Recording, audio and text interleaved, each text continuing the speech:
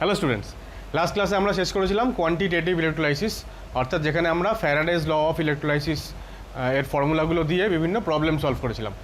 আজকে আমরা পড়বো হচ্ছে কোয়ালিটেটিভ ইলেকট্রোলাইসিস। এখানে কোনো নিউমেরিক্যালস নেই, এখানে খালি একটাই কাজ আমাদের করতে হবে, সেটা হচ্ছে একটা ইলেকট্রোলাইসিস যখন হচ্ছে তখন ক্যাথোড এবং অ্যানোডে অর্থাৎ ইলেকট্রোডগুলোতে কোন কোন প্রোডাক্ট তৈরি হচ্ছে সেইটা খালি আমাদেরকে চিনতে হবে।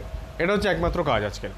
তাহলে আজকে হেডিং হচ্ছে যে predicting the products obtained at electrodes. ঠিক আছে, এটার জন্য ফার্স্ট যে কাজটা আমাদের করতে হবে সেটা হচ্ছে এই যে ইলেকট্রোডে যে পদার্থটা পাওয়া যাবে সেইটা পাওয়ার কিছু কন্ডিশান আছে, কিছু শর্ত বা কিছু ফ্যাক্টর আছে, যে ফ্যাক্টরগুলো ইলেকট্রোড রিয়াকশানগুলোকে কন্ট্রোল করে। তাহলে সেইগুলো সবার আগে জেনে নিতে হবে। তাহলে আমরা লিখবো ফার্স্ট আমাদের আজকে পয়েন্ট যে factors affecting the electrode reactions.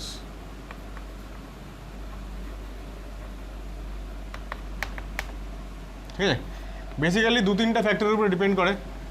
একটা হচ্ছে ইলেকট্রোলাইট যেটা নিয়েছি তার নেচারের উপরে, ইলেকট্রোডগুলোর নেচারের উপরে, আর ইলেকট্রোলাইট থেকে তৈরি হওয়া যে আয়নগুলো তাদের যে তারা যে রিয়াকশানগুলো করবে সেই রিয়াকশানগুলোর নেচারের উপরে, তিনটে ব্যাপারের উপরে বেসিক্যালি ডিপেন্ড করে। দেখো ফার্স্ট তাহলে আমরা লিখছি কিসের উপরে ডিপেন্ড করবে, নেচার অফ ইলেকট্রোডসগুলো তাদের নেচার অ্যাকচুয়ালি দু রকমের হয়। একটাকে আমরা বলি অ্যাক্টিভ ইলেকট্রোড। অ্যাক্টিভ মানে বুঝতেই পারছো, সক্রিয়, যারা রিয়াকশান করে আর কি। ঠিক আছে, তাহলে এরা কারা? এরা হচ্ছে টেক পার্ট ইন ইলেকট্রোড রিয়াকশানে এরা অংশগ্রহণ করে। ব্র্যাকেটে লিখছি জেনারেলি অ্যাট অ্যানোড, সাধারণত এরা অ্যানোড রিয়াকশানে অংশ নেয়। এক্সাম্পল কি দিতে পারি এরকম ইলেকট্রোডের? এক্সাম্পল হচ্ছে যদি আমরা কপার সালফেট অ্যাকুয়াস সলিউশনের ইলেকট্রোলাইসিস করাই, ঠিক আছে, সলিউশন ইউজিং কপার ইলেকট্রোড ব্যবহার করে যদি আমি কপার সালফেটের তড়িৎ বিশ্লেষণ করাই তাহলে এই ইলেকট্রোডটা সেক্ষেত্রে অ্যাক্টিভ ইলেকট্রোড হিসেবে কাজ করে এবং রিয়াকশান টেক পার্ট করে রিয়াকশানে। একই রকম যদি silver nitrate solution using silver electrode, এটা যদি আমরা করি তাহলে সেই ক্ষেত্রেও এই যে ইলেকট্রোডটা অ্যাক্টিভ ইলেকট্রোড হিসেবে অংশ নেয় এবং রিয়াকশানে টেক পার্ট করে। আর দু নম্বর হচ্ছে ইনার্ট ইলেকট্রোড মানে বুঝতেই পারছো নিষ্ক্রিয়, মানে যারা রিয়াকশান করে না। তাহলে আমরা লিখব do not take part in electrode reactions. ঠিক আছে, আচ্ছা এখানে আমি এক্সাম্পলটা লিখলাম। এখানে এক্সাম্পল হচ্ছে সাধারণত প্ল্যাটিনাম ইলেকট্রোড। প্ল্যাটিনাম খুবই নিষ্ক্রিয় একটা ধাতু, আমরা জানি প্ল্যাটিনাম ইলেকট্রোড। এছাড়াও গ্রাফাইট ইলেকট্রোড ব্যবহার করা হয়। এই দুটো হচ্ছে সবথেকে বেশি প্রচলিত ইনার্ট ইলেকট্রোড। এই ইলেকট্রোডগুলো ব্যবহার করে যদি কখনো ইলেকট্রোলাইসিস করানো হয় তাহলে ইলেকট্রোডগুলো নিজেরা রিয়াকশান করে না। ঠিক আছে, যদিও এটার একটা এক্সেপশান আছে, এক্সেপশানটা আমরা মেটালার্জি মানে ইউনিট 6-এ পড়বো আমরা। স্টিল এই দুটোকে মোটামুটি ইনার্ট বলে গণ্য করা যায়। আচ্ছা এইবার দেখো, এবার প্ল্যাটিনাম ইলেকট্রোড ব্যবহার করে আমি যদি এই সেম কপার সালফেটে যদি ইলেকট্রোলাইসিস করাতাম তাহলে কী হতো দেখো। তাহলে CuSO4 সলিউশন, অবশ্যই অ্যাকুয়াস, এইটার আমি ইলেকট্রোলাইসিস করাবো। আমি এটা মুছে দিচ্ছি, সুবিধা হবে। একবার হচ্ছে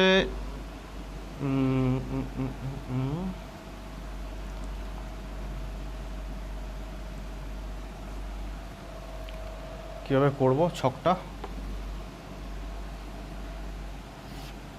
এরকমভাবেই করি। সাপোজ একবার আমি প্ল্যাটিনাম ইলেকট্রোড ব্যবহার করলাম, আর একবার আমি কপার ইলেকট্রোড ব্যবহার করলাম। বোথ ক্যাথোড অ্যানোড দুটোই প্ল্যাটিনামের, আর এক্ষেত্রে দুটোই কপারের। সেক্ষেত্রে আমরা দেখব যে এখানে ক্যাথোডে তৈরি হবে কপার, মেটালিক কপার, আর অ্যানোডে তৈরি হবে অক্সিজেন গ্যাস। এই হচ্ছে প্রোডাক্ট। এই ক্ষেত্রে ক্যাথোডে তৈরি হবে কপার অবশ্যই, কিন্তু অ্যানোডে অ্যাকচুয়ালি কিছু তৈরি হবে না।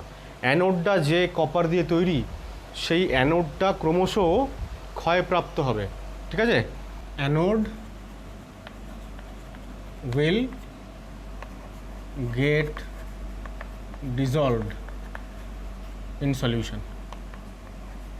অ্যানোড থেকে কপার Cu2+ পরিণত হবে এবং সলিউশনে আসতে থাকবে। তাহলে এই হচ্ছে নেচার অফ ইলেকট্রোড, ঠিক আছে? এরপর সেকেন্ড ফ্যাক্টর যেটা, সেটা হচ্ছে ইলেকট্রোলাইট। একটা হচ্ছে medium of electrolyte. Medium of electrolyte মানে হচ্ছে কোন মিডিয়ামে বা কোন দশায় সেটা আছে। দুভাবে থাকতে পারে, একটা হচ্ছে মল্টেন স্টেট মানে গলিত অবস্থায়, আরটা হচ্ছে অ্যাকুয়াস সলিউশন জলীয় দ্রবণে বা গলিত অবস্থায়। এই দুই অবস্থায় ইলেকট্রোলাইটগুলো তড়িৎ পরিবহন করে। তাহলে এই দুটো অবস্থায় ওরা থাকতে পারে এবং এর উপর ডিপেন্ড করে এবার প্রোডাক্ট পাল্টে যেতে পারে, ঠিক আছে? সাপোজ আমি যদি একটা এক্সাম্পল দিই, NaCl, ঠিক আছে? NaCl একবার যদি তুমি মল্টেন নাও, তাহলে দেখা যাবে যে ক্যাথোড প্রোডাক্ট হচ্ছে সোডিয়াম মেটাল, আর অ্যানোড প্রোডাক্ট হচ্ছে ক্লোরিন গ্যাস। কিন্তু ওই NaClটাকেই তুমি যদি অ্যাকুয়াস সলিউশন নাও, তাহলে দেখা যাবে যে ক্যাথোডে তৈরি হচ্ছে হাইড্রোজেন গ্যাস, আর অ্যানোডে তৈরি হচ্ছে ক্লোরিন গ্যাস। অর্থাৎ ক্যাথোড প্রোডাক্ট গেল পাল্টে। এবার একটা জিনিস এখানে বলে রাখি, যেটা হচ্ছে ভীষণ ইম্পর্টেন্ট। NaCl সলিউশন অ্যাকুয়াস, জলীয় দ্রবণ, আর কিছু বলে দেয়নি। যদি বলে না দেয় তাহলে আমরা ধরে নেব যে লেট ইট বি কনসেন্ট্রেটেড, মানে গাঢ় দ্রবণ, কনসেন্ট্রেটেড সলিউশন, ঠিক আছে? If not mentioned. এটা কেন বলছি সেটা এক্সপ্লেনেশন পরে দিচ্ছি, কিন্তু এইটা ভীষণ গুরুত্বপূর্ণ। 2 নম্বর হচ্ছে, দেখো, এক তো মিডিয়ামের উপর ডিপেন্ড করে ইলেকট্রোলাইটটা কোন মিডিয়ামে আছে, আর 2 নম্বর হচ্ছে কনসেন্ট্রেশন অফ ইলেকট্রোলাইট। এখন কনসেন্ট্রেশন মানে বাংলাতে আমরা বলি কি, গাঢ়ত্ব। কনসেন্ট্রেশনটা তখনই আমরা হিসেবের মধ্যে আনবো যখন আমরা অ্যাকুয়াস সলিউশন নিয়ে আলোচনা করব। তাহলে কনসেন্ট্রেশন যদি কম হয় তাহলে সেই সমস্ত সলিউশনকে আমরা বলি ডাইলিউট সলিউশন, আর যদি কনসেন্ট্রেশন বেশি হয় তখন আমরা তাকে বলি কনসেন্ট্রেটেড সলিউশন। ডাইলিউটকে ব্র্যাকেটে মানে সংক্ষেপে DIL, আর কনসেন্ট্রেটেডকে CONC লেখা হয়, তোমরা নিশ্চয়ই জানো। এবার এই কেসে আবার কি হয়, প্রোডাক্ট পাল্টে যায়। আমি যদি এই একই এক্সাম্পলটা নিয়ে আবারও আলোচনা করি, ঠিক আছে, যে NaCl অ্যাকুয়াসকে নিয়ে, আচ্ছা বাকি এইগুলো আমি মুছছি, ঠিক আছে? এইবার দেখো, আমি NaCl অ্যাকুয়াস এইটাকে নিয়েই আলোচনা করছি, জলীয় দ্রবণ। তাহলে 2 রকম অপশান হতে পারে, এক হচ্ছে ডাইলুট আর এক হচ্ছে কনসেন্ট্রেটেড। আমরা এই যে এর আগে যেটা লিখেছিলাম শুধু অ্যাকুয়াস সলিউশন বলে, আমরা বললাম যে কিছু মেনশন না করা থাকলে ওটা কনসেন্ট্রেটেড। তাহলে কনসেন্ট্রেটেডের ক্ষেত্রে আমরা H2 গ্যাস পাবো ক্যাথোডে, আর অ্যানোডে পাবো Cl2 গ্যাস। এইটা তো ফিক্সডই থাকলো। আচ্ছা, এবার ডাইলুট সলিউশন নিয়ে ফেললে ক্যাথোড প্রোডাক্ট পাল্টে যায় না, একই থাকে, অ্যানোডে প্রোডাক্ট পাল্টে যায়, অ্যানোডে অক্সিজেন গ্যাস তৈরি হয়। তো এইগুলো আমরা এই ফ্যাক্টরসগুলো আলোচনা করার পরে এগুলোকেই আমরা ব্যাখ্যা করব, এক্সপ্লেন করবো কেন এরকম হচ্ছে। আর এইগুলো পরীক্ষায় এরকম MCQ টাইপ কোয়েশ্চেন আসতেই পারে যে NaCl সলিউশন যদি খুব ডাইলুট অবস্থায় থাকে তাহলে ক্যাথোড এবং অ্যানোড প্রোডাক্ট কী কী, আর নর্মাল অবস্থায় থাকে মানে কনসেন্ট্রেটেড সেক্ষেত্রে প্রোডাক্ট কী কী, এই ধরনের কোয়েশ্চেন সেখান থেকে আসে। তাহলে আমরা ইলেকট্রোলাইটের নেচার পড়লাম আর ইলেকট্রোডের নেচার পড়লাম। এবার হচ্ছে থার্ড পয়েন্টটা হচ্ছে সব থেকে বেশি ইম্পর্টেন্ট। থার্ড ফ্যাক্টরটা হচ্ছে electrode potential of different reactions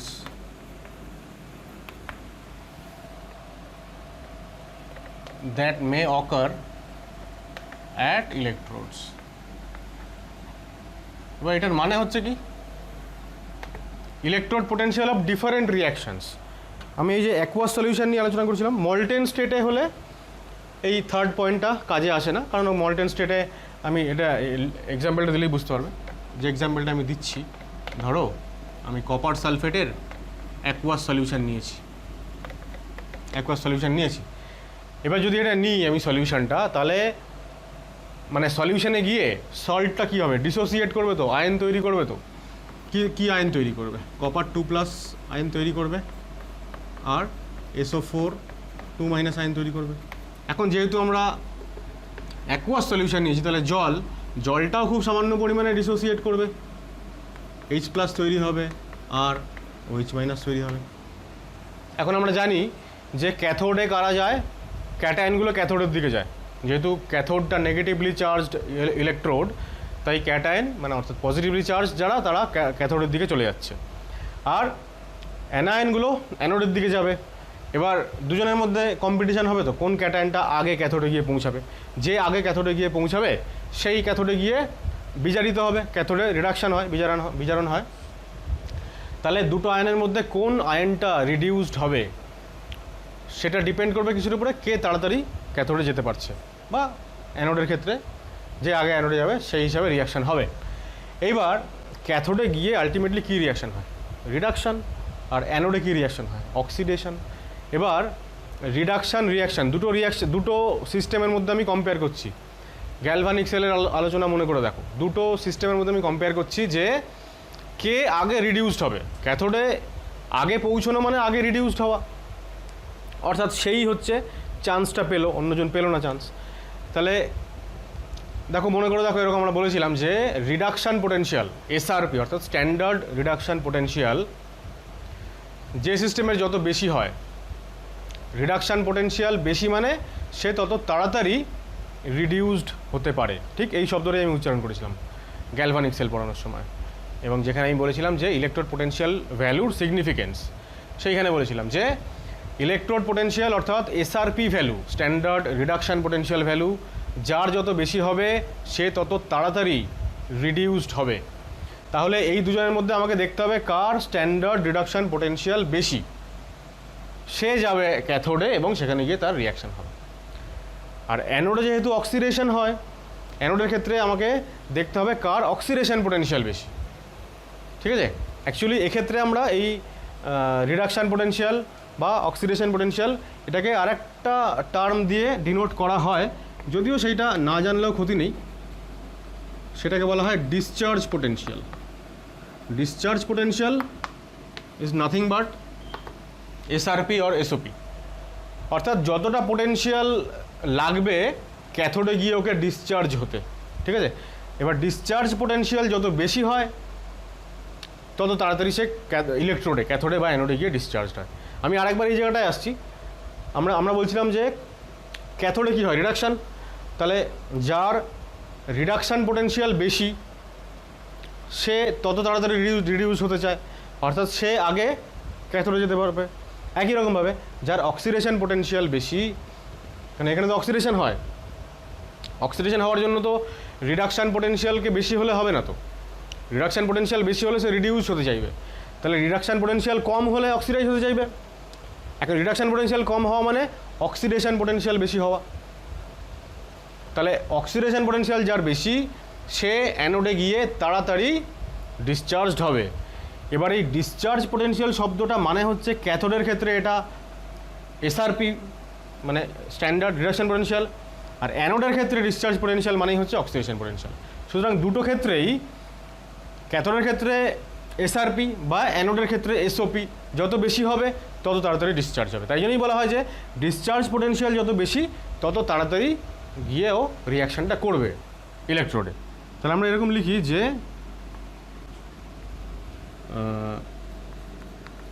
discharge potential, if discharge potential is higher, then faster it will get discharged. অর্থাৎ ডিসচার্জ হওয়া মানে গিয়ে মুক্ত হওয়া, ক্যাথোডে বা অ্যানোডে গিয়ে জমা হওয়া, গেট ডিসচার্জড অ্যাট ইলেকট্রোডস। বোঝানো গেল কী বললাম? এবার আমরা আরেকটা জিনিস লিখে দিচ্ছি এখানে, ফর ক্যাথোড ইট ইজ মানে এই ডিসচার্জ পোটেনশিয়ালটা হচ্ছে ইট ইজ এসআরপি, আর for anode it is SOP. কেন? কারণ ক্যাথোডে রিডাকশান হয়, অ্যানোডে অক্সিডেশন হয়, সেই কারণে। এখন তোমাদের মনে একটা কোশ্চেন এরকম আসতে পারে যে আমরা তো কখনোই অক্সিডেশন পোটেনশিয়াল ব্যবহার করব না, এরকম বলেছিলাম। তো আমরা অক্সিডেশন পোটেনশিয়াল ব্যবহার করে এখানে কিন্তু কোনো প্রবলেম সলভ করছি না। প্রবলেম সলভ করার সময় কোথাও আমরা অক্সিডেশন পোটেনশিয়ালের ভ্যালু ব্যবহার করব না, কিন্তু এখানে তো আমরা জাস্ট কম্প্যারিজন করছি, একটা কোয়ালিটেটিভ আলোচনা, এখানে কোনো কোয়ান্টিটেটিভ তো আলোচনা হচ্ছে না। এখন তুমি চাইতেই পারো যে আমি অক্সিডেশন পোটেনশিয়ালের নিয়ে কোনো আলোচনাই করব না, কারণ ওটা আসলেই সব ভুলেই যাবে একসঙ্গে। সেই ক্ষেত্রে আমি লিখে নিই, তাহলে ব্যাপারটা তাহলে পরিষ্কার হবে। তাহলে দেখো আমরা লিখবো যে অ্যাট ক্যাথোডে কোন রিয়াকশান হবে সেটা কী করে আইডেন্টিফাই করব। তাহলে কী লিখছি দেখো, reduction occurs at cathode. So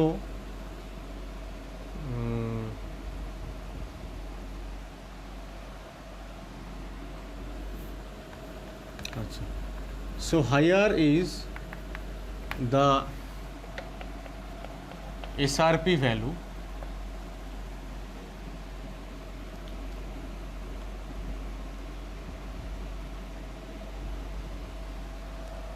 না এটাকে চেঞ্জ করি, so that reaction will occur at cathode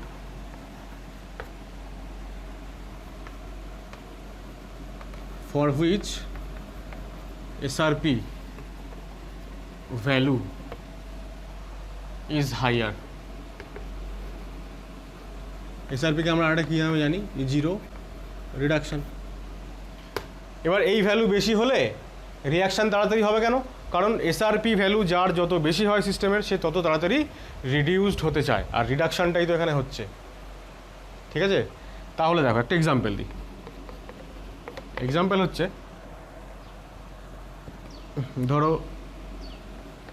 ধরো সলিউশানে এইচ প্লাস আছে, এইচ প্লাস আয়ন আছে, এইচ প্লাস আয়ন ইলেকট্রন নিচ্ছে, রিডিউস হচ্ছে, হাইড্রোজেন গ্যাস তৈরি করছে।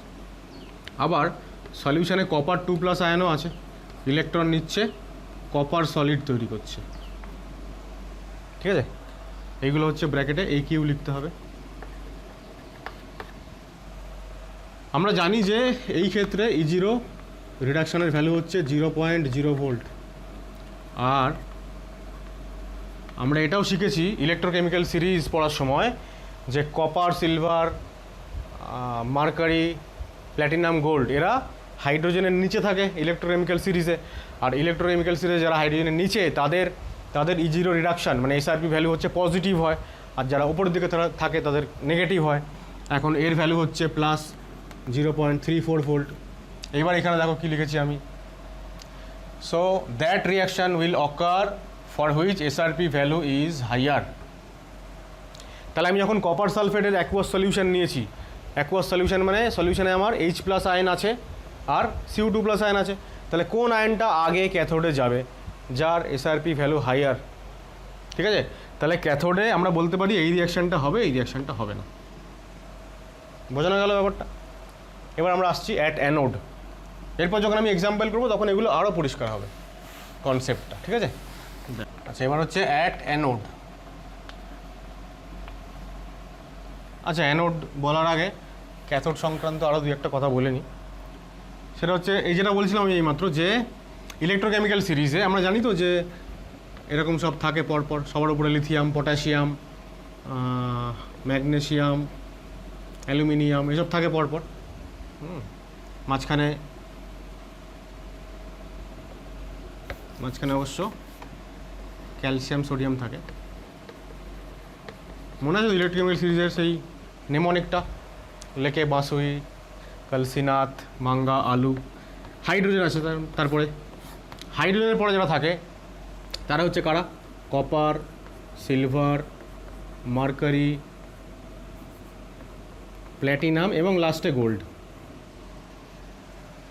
যখনই আমরা দেখব যে জেনারেলি এরাই হচ্ছে ক্যাটায়ন তৈরি করে, আমাদের যা পরিচিত যেগুলো থাকবে তা এইসবই থাকবে আর কি, এর বাইরে আর কিছু থাকবে না সেরকম। খুব বেশি হলে এখানে অ্যালুমিনিয়ামের নিচে কারা থাকে, আয়রন, লেড, ফেড এসব থাকতে পারে।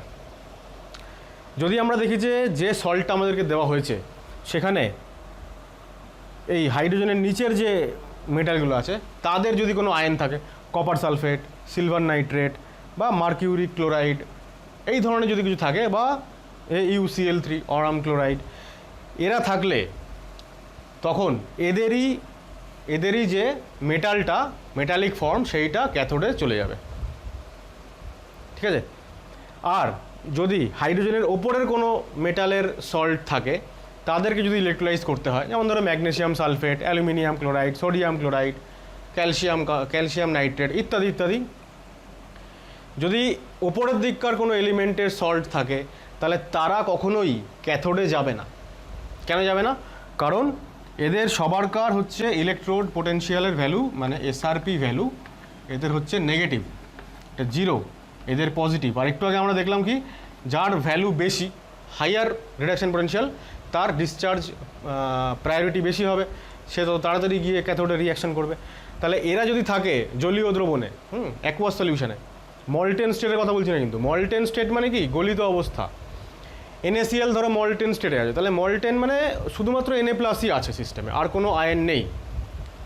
এইটা তো আমরা তখনই এই আলোচনাটায় আসবো যখন মোর দ্যান ওয়ান আয়ন থাকবে এবং তাদের মধ্যে কম্পিটিশন হবে কে আগে যাবে ক্যাথোডে বা অ্যানোডে। তখন যদি একটাই আয়ন থাকে তাহলে তো আর এই কম্পিটিশনের কোনো গল্প নেই। তা সেইটা হবে কখন? যখন মল্টেন স্টেট থাকবে। মল্টেন স্টেটে একটাই আয়ন প্রেজেন্ট, যার সল্ট তারই আয়ন, সুতরাং সেই যাবে ক্যাথোডে।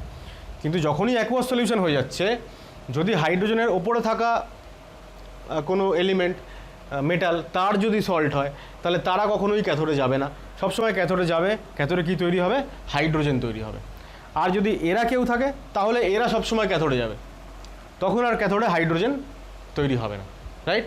এবার এদের মধ্যেও যত আমি একদম এগুলোকে ঠিকঠাক অর্ডারেই সাজিয়ে রেখেছি, মানে সব থেকে বেশি যত নিচে নামছি ভ্যালু বাড়ছে, তো নেগেটিভ থেকে 0, 0 থেকে পজিটিভ, সব থেকে বেশি কিন্তু AU এর। অর্থাৎ এদের মধ্যে যদি কম্পিটিশান হয় তাহলে প্রেফারেন্সিয়াল ডিসচার্জ কার হবে?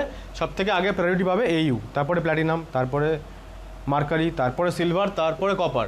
এবার এই জায়গাটা একটু গুরুত্বপূর্ণ আমাদের, কপার আর সিলভারের কম্পিটিশানওয়ালা একটা এক্সাম্পল আমাদের আছে, কিন্তু সেইখানে গিয়ে কিন্তু এটা আমরা ভুলে যাই, তখন খুব মুশকিল হয় আমাদের।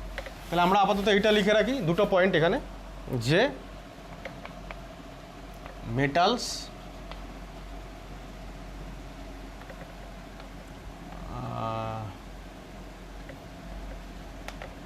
lying above hydrogen in electrochemical series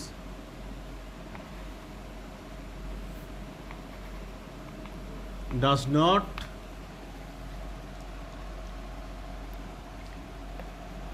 get discharged at cathode from its aqueous salt solution. ঠিক আছে? Instead, H2 gas is formed at cathode. ঠিক আছে? আর একটা হচ্ছে metals lying below hydrogen in electrochemical series always get discharged, ঠিক আছে, before H2 gas. Before H2 gas, আচ্ছা before লিখবো না, এটা ভুল বার্তা যাচ্ছে। Always get discharged but not H2 gas. H2 gas কখনোই ক্যাথোডে তৈরি হবে না, সবসময় এরাই তৈরি হবে। তাদের মধ্যেও আবার প্রায়োরিটি হচ্ছে এরকম, ডিসচার্জ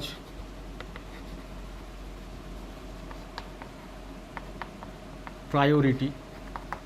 তাহলে সবার আগে প্রায়োরিটি কার? AU, platinum, mercury, silver, copper, তারপরে হাইড্রোজেন। মানে এখানে H2ই লিখছি, কেন হাইড্রোজেনই তৈরি, H2 গ্যাস যদি তৈরি হয় তাই H2 লিখছি। তারপরে ডট ডট ডট ডট, ঠিক আছে, পটাশিয়াম, লিথিয়াম। মানে এইটা তো একেবারেই তুমি ক্রসই করে দাও, এরা যাবেই না ক্যাথোডে, ঠিক আছে।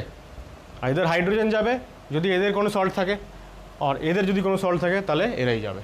এই হয়ে গেল ক্যাথোড সংক্রান্ত আলোচনা। এবার দেখো অ্যানোডে কি হচ্ছে। অ্যানোডে আমরা লিখব যে অক্সিডেশন occurs at anode,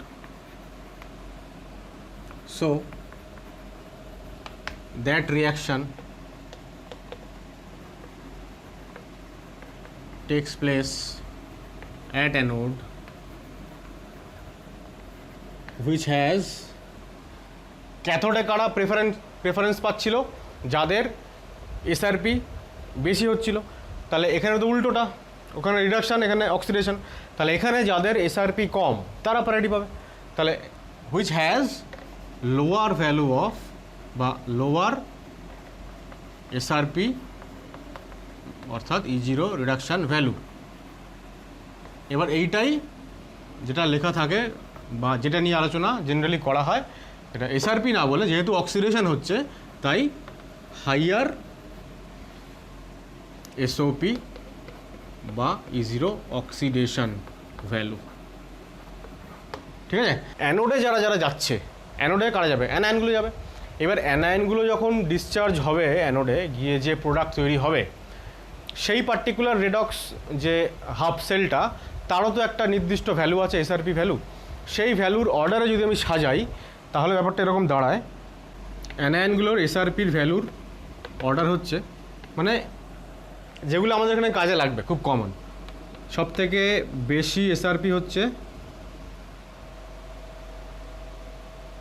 সব থেকে কম এসআরপি হচ্ছে I মাইনাসের, মানে ওর প্রেফারেন্সিয়াল ডিসচার্জটা তাড়াতাড়ি হবে। I minus, BR minus, BR মাইনাসের পরে OH মাইনাস, Cl মাইনাস, তারপর ধরো নাইট্রেট, সালফেট, এইসব যদি কিছু থাকে, ঠিক আছে। এবার এইখানে আমাদের মূল যে এইখানে আমাদের একটা ঘটনা ঘটে, সেটা হচ্ছে এদের মধ্যে এই যে এসআরপি ভ্যালু, এটা কী লিখলাম আমি? ও আচ্ছা, আমি সাইনটা না গন্ডগোল করে দিয়েছি। এসআরপি সব থেকে কম তো এর, মানে সবগুলো এগুলো লেস দেন হবে, এগুলো গ্রেটার দেন করে দিয়েছি। এগুলো সব একটু ঠিক করে নাও তো। এসআরপি ভ্যালু সব থেকে কম হচ্ছে I মাইনাসের। এবার এসআরপি ভ্যালু কম মানে হচ্ছে এর প্রেফারেন্সিয়াল ডিসচার্জটা তাড়াতাড়ি হবে। তাহলে প্রেফারেন্সিয়াল ডিসচার্জ অর্থাৎ কে তাড়াতাড়ি অ্যানোডে যাবে, যুদ্ধটা জিতবে কে, কম্পিটিশনটা জিতবে কে, তখন হচ্ছে এটা গ্রেটার দেন সাইন। সব থেকে তাড়াতাড়ি যাবে হচ্ছে I minus. BR, OH, Cl, এখানটা এই বক্সটা মুছে দিলাম। এই বক্সটা অ্যাকচুয়ালি এখানে দরকার নেই, বক্সটা দরকার এই পরের লাইনটায়। NO3 মাইনাস আর SO4 2 মাইনাস, ঠিক আছে। এবার এখানে বক্সটা দরকার কেন? যদিও OH মাইনাসের এই যে টেন্ডেন্সি, মানে এই অনুযায়ী অর্ডারটা এটা হওয়া উচিত, কিন্তু এইখানে এটা একটু উল্টে যায় আর কি। এই যে এসআরপি ভ্যালু যার কম, which has lower SRP value, যার কম এসআরপি তার হচ্ছে সেই রিয়াকশানটা হবে, এটা হচ্ছে স্বাভাবিক ব্যাপার। এবার এইখানে এটা একটু উল্টে যায়, সেটা হচ্ছে যে এই যে OH মাইনাসের থেকে Cl মাইনাসের যেহেতু এসআরপি বেশি, তাই এর প্রেফারেন্সিয়াল ডিসচার্জ OH মাইনাস থেকে কম হওয়া উচিত, কিন্তু যেটা আমি লিখেছি এখানে অ্যাকচুয়ালি, কিন্তু আসলেই এটা হয় না, আসলে এর উল্টোটা হয়। কি হয়, এইখানে Cl মাইনাসটা আগে চলে আসে আর OH মাইনাসটা পরে চলে যায়। সেই কারণে এই জায়গাটায় বক্স করে দিয়েছি, ঠিক আছে, যে ওটার সঙ্গে কম্পেয়ার করতে যাতে সুবিধা হয়। তো এই বক্সটাকে একটা স্টারও করে দাও, যে এইটা আমাদের খুব করে মনে রাখতে হবে। এবার এখানে আসলে আরও যে 2-3টা কথা আমাকে বলতে হবে, সেগুলো হচ্ছে, সাপোজ 2-3টে এক্সাম্পল দেবো। এক হচ্ছে যদি সলিউশনে OH মাইনাস আয়ন থাকে, আর OH মাইনাস আয়নের সঙ্গে থাকলো সালফেট বা নাইট্রেট। এটা কখন সম্ভব, যদি আমরা সিলভার নাইট্রেট নিই, তাহলে সিলভার নাইট্রেট থেকে নাইট্রেট আসবে, আর জলীয় দ্রবণ মানে তো OH মাইনাস আসেই। কপার সালফেট থাকবে, আর জল থেকে আসা OH মাইনাস থাকবে। যখনই OH মাইনাসের সঙ্গে এদের মধ্যে কেউ একজন থাকছে, তখন always OH minus go to the anode and product, anode যে প্রোডাক্টটা তৈরি হয় সেটা হয় অক্সিজেন, ঠিক আছে। 2 নম্বর হচ্ছে, যদি OH মাইনাসের সঙ্গে সবসময় ব্রোমাইড বা আয়োডাইড থাকে, বা ইভেন ক্লোরাইড যদি থাকে, তাহলে অলওয়েজ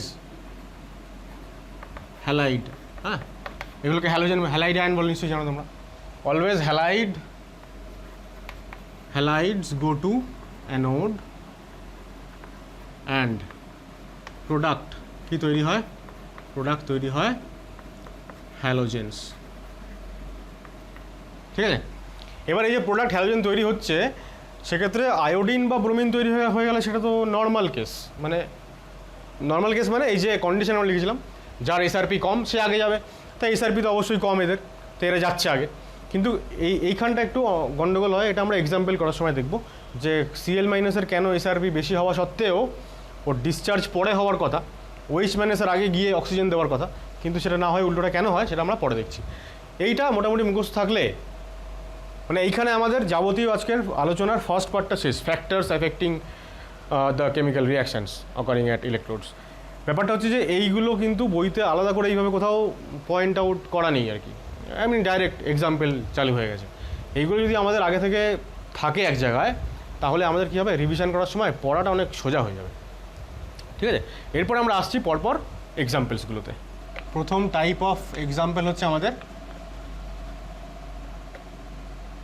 মল্টেন সল্ট। হ্যাঁ, মল্টেন মানে গলিত অবস্থায়। বললাম যে এখানে কোনো আয়নের কম্পিটিশন হবে না, ঠিক আছে। কেন হবে না, সাপোজ NaCl মানে শুধুই NaCl আছে, জল তো নেই, অ্যাকোয়া সলিউশন তো না, খালি মল্টেন।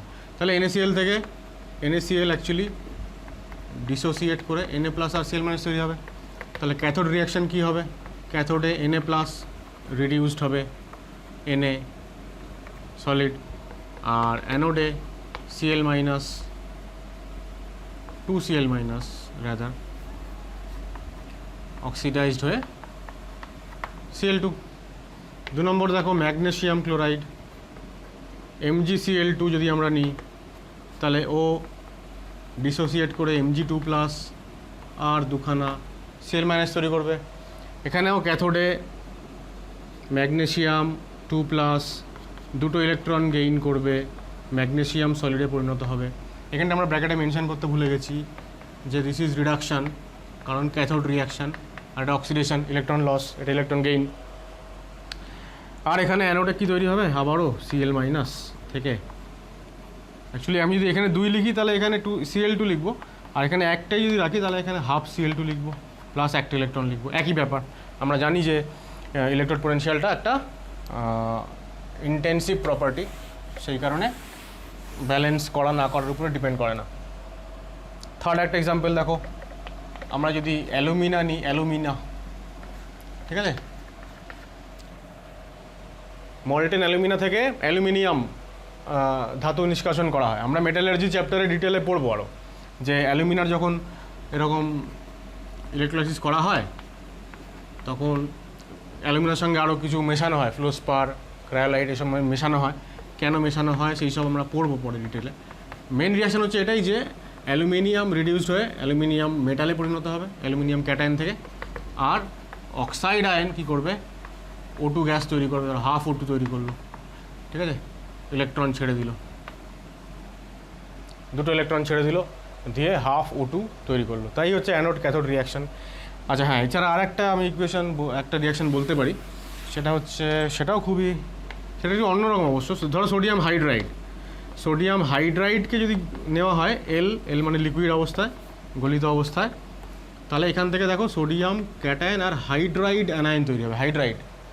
এখানে ইম্পর্টেন্ট হচ্ছে ক্যাথোড রিয়াকশনটা তো নর্মালি Na+ ইলেকট্রন নিল আর সোডিয়াম মেটাল তৈরি করলো, কিন্তু অ্যানোডে এখানে হাইড্রাইড আয়ন থেকে অ্যাকচুয়ালি হাইড্রোজেন গ্যাস তৈরি হচ্ছে। এইটা খুব ইম্পর্টেন্ট, কেননা হাইড্রোজেন গ্যাস অ্যানোডে তৈরি হচ্ছে, এটা কেবলমাত্র হাইড্রাইড সল্টের ক্ষেত্রেই দেখা যায়। সোডিয়াম হাইড্রাইড, ক্যালসিয়াম হাইড্রাইড, যে কোনো হাইড্রাইড নিয়ে তুমি যদি তার ইলেকট্রোলাইসিস করো মল্টেন স্টেটে, তাহলে আমরা অ্যানোডে হাইড্রোজেন গ্যাস পেতে পারি। আদারওয়াইজ আমরা যে কোনো অ্যাকুয়াস সলিউশন যদি নিই, এই যারা ইলেকট্রোপজিটিভ এলিমেন্ট তাদের ক্ষেত্রে আমরা সবসময় দেখি যে ক্যাথোডে হাইড্রোজেন গ্যাস তৈরি হয়। অ্যানোডে হাইড্রোজেন গ্যাস তৈরি হওয়ার এক্সাম্পল কেবলমাত্রই মেটালিক হাইড্রাইড থেকে হতে পারে, ঠিক আছে। তা মল্টেন সল্ট নিয়ে আলোচনা শেষ, এখানে আর কিছুই নেই। মেইন আলোচনা আমাদের হচ্ছে অ্যাকুয়াস সল্ট নিয়ে, তো সেটা দেখো। আচ্ছা, নেক্সট আমাদের হচ্ছে অ্যাকুয়াস সলিউশন অফ সল্টস। এদের ইলেকট্রোলাইসিসটাই হচ্ছে আমাদের বেশি বেশি করে পরীক্ষায় আসে, এটা হচ্ছে মোস্ট ইম্পর্টেন্ট পার্ট। এবার দেখো, ফার্স্ট যে এক্সাম্পলটা আমরা করব সেটা হচ্ছে ইলেকট্রোলাইসিস অফ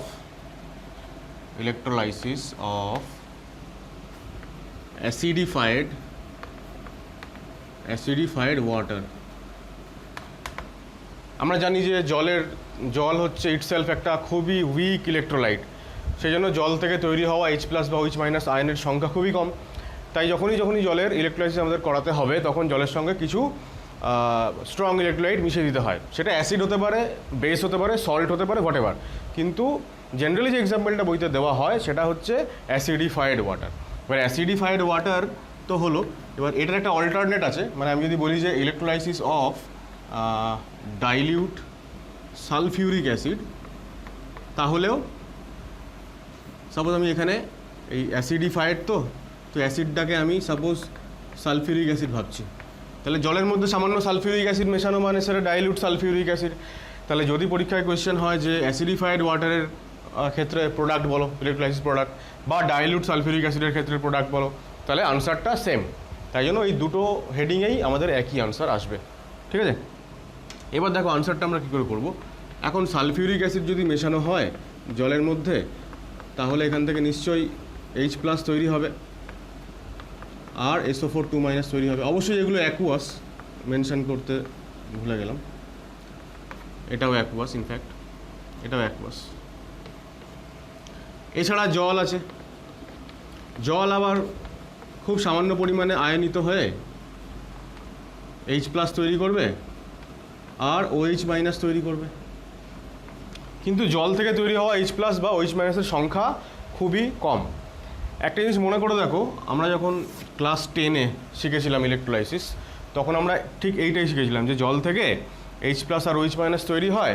এবার H+টা চলে যায় ক্যাথোডে, মানে জল থেকে তৈরি হওয়া H+ ক্যাথোডে গিয়ে ইলেকট্রন নেয় এবং H পরমাণু তৈরি করে, তারপরে দুটো H পরমাণু জুড়ে গিয়ে H2 তৈরি করে। এই হচ্ছে আমাদের প্রিভিয়াস নলেজ, ঠিক আছে। আর জল থেকে তৈরি হওয়া OH- অ্যানোডে গিয়ে OH মূলক তৈরি করে, একটা ইলেকট্রন ছেড়ে দেয়, তারপরে এখানে 4খানা OH মূলক জুড়ে গিয়ে অক্সিজেন গ্যাস তৈরি করে, আর অক্সিজেন গ্যাস তৈরি করে আর জল তৈরি করে। ফাইনালি আমরা প্রোডাক্ট পাই হাইড্রোজেন আর অক্সিজেন। কিন্তু এক্ষেত্রে, অর্থাৎ এখন যখন আমরা ক্লাস 12-এ উঠেছি, এখন আমরা আর এই যে কনসেপ্ট, এই কনসেপ্টে আমরা আর চলবো না। এটা অ্যাকচুয়ালি একটা সিম্পলিফাইড কনসেপ্ট। হ্যাঁ, ক্লাস 10-এ তো এত কিছু বোঝানো যায় না, তাই জন্য এইভাবে আমরা বুঝিয়েছিলাম।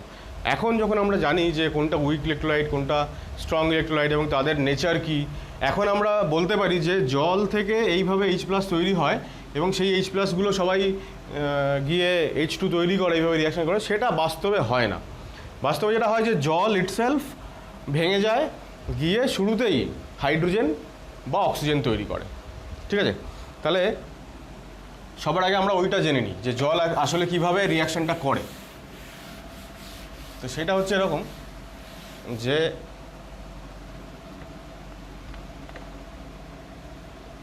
জল, দেখো আমি যদি বলি যে ক্যাথোড রিয়াকশন, জল যখন ক্যাথোডে রিয়াকশন করছে, ক্যাথোডে কি হয়? রিডাকশন হয়, বিজারণ হয়। এখন জল যদি বিজারিত হয় তাহলে আসলে জলের মধ্যে কোন অ্যাটমটা বিজারিত হবে, কোন অ্যাটমটা রিডিউসড হবে, হাইড্রোজেন না অক্সিজেন? দেখো জলের মধ্যে হাইড্রোজেন +1 স্টেটে আছে আর এটা -2 স্টেটে আছে। এখন -2 থেকে আরও ডিক্রিজ তো হতে পারবে না অক্সিজেন, এটা ওর লোয়েস্ট অক্সিডেশন নাম্বার, অর্থাৎ অক্সিজেন রিডিউস হতে পারবে না। রিডিউস হতে পারবে হাইড্রোজেন, +1 থেকে 0 স্টেটে আসতে পারবে। এখন হাইড্রোজেন 0 স্টেটে আসা মানেই হচ্ছে H2 তৈরি হওয়া। সুতরাং ক্যাথোডে যখন জল বিজারিত হচ্ছে, রিডিউস হচ্ছে, তার মানে হাইড্রোজেনটাই বিজারিত হচ্ছে এবং +1 থেকে ও 0 স্টেটে যাচ্ছে। ঠিক আছে, +1 এটা 0, রাইট? অ্যাকচুয়ালি এখানে হাফ H2 তৈরি হয় আর OH- তৈরি হয়। OH- যদি তৈরি হয়, দেখো হাফ H2 মানে একটা H আর OH- মানে হচ্ছে, হ্যাঁ তাহলে মিলে গেল। তাহলে একটা নেগেটিভ চার্জ মানে এদিকে একটা ইলেকট্রন লাগবে আমার, যেহেতু ক্যাথোড তাহলে বিজারণ মানে ইলেকট্রন গেইনই দেখাতে হবে আমাকে। তাহলে আমি এখানে প্লাস, একটু মুছেই দিই, লিখি H2O প্লাস E। ঠিক আছে, এখন এইটা না দেখিয়ে অনেক সময় কি করা হয়, এখানে 2E লেখা হয় আর এটাকে 2H2O করে দেওয়া হয় আর এটাকে H2 আর 2OH- করে দেওয়া হয়। আমি এর আগেও বলেছিলাম যে আমাদের এই ব্যালেন্স করাটা কোনো ফ্যাক্টর নয়, কারণ আলটিমেটলি রিডাকশান পোটেনশিয়ালটা একটা ইন্টেনসিভ প্রপার্টি। তো এইটা করাও যায়, আবার যেটা আমি এর আগে লিখেছিলাম যে সবাইকে 2 দিয়ে ভাগ করে দিলে যা হবে সেটা করলেও হয়। আচ্ছা, এই পার্টিকুলার রিয়াকশানটার কিন্তু E0 reduction value -0.83 volt.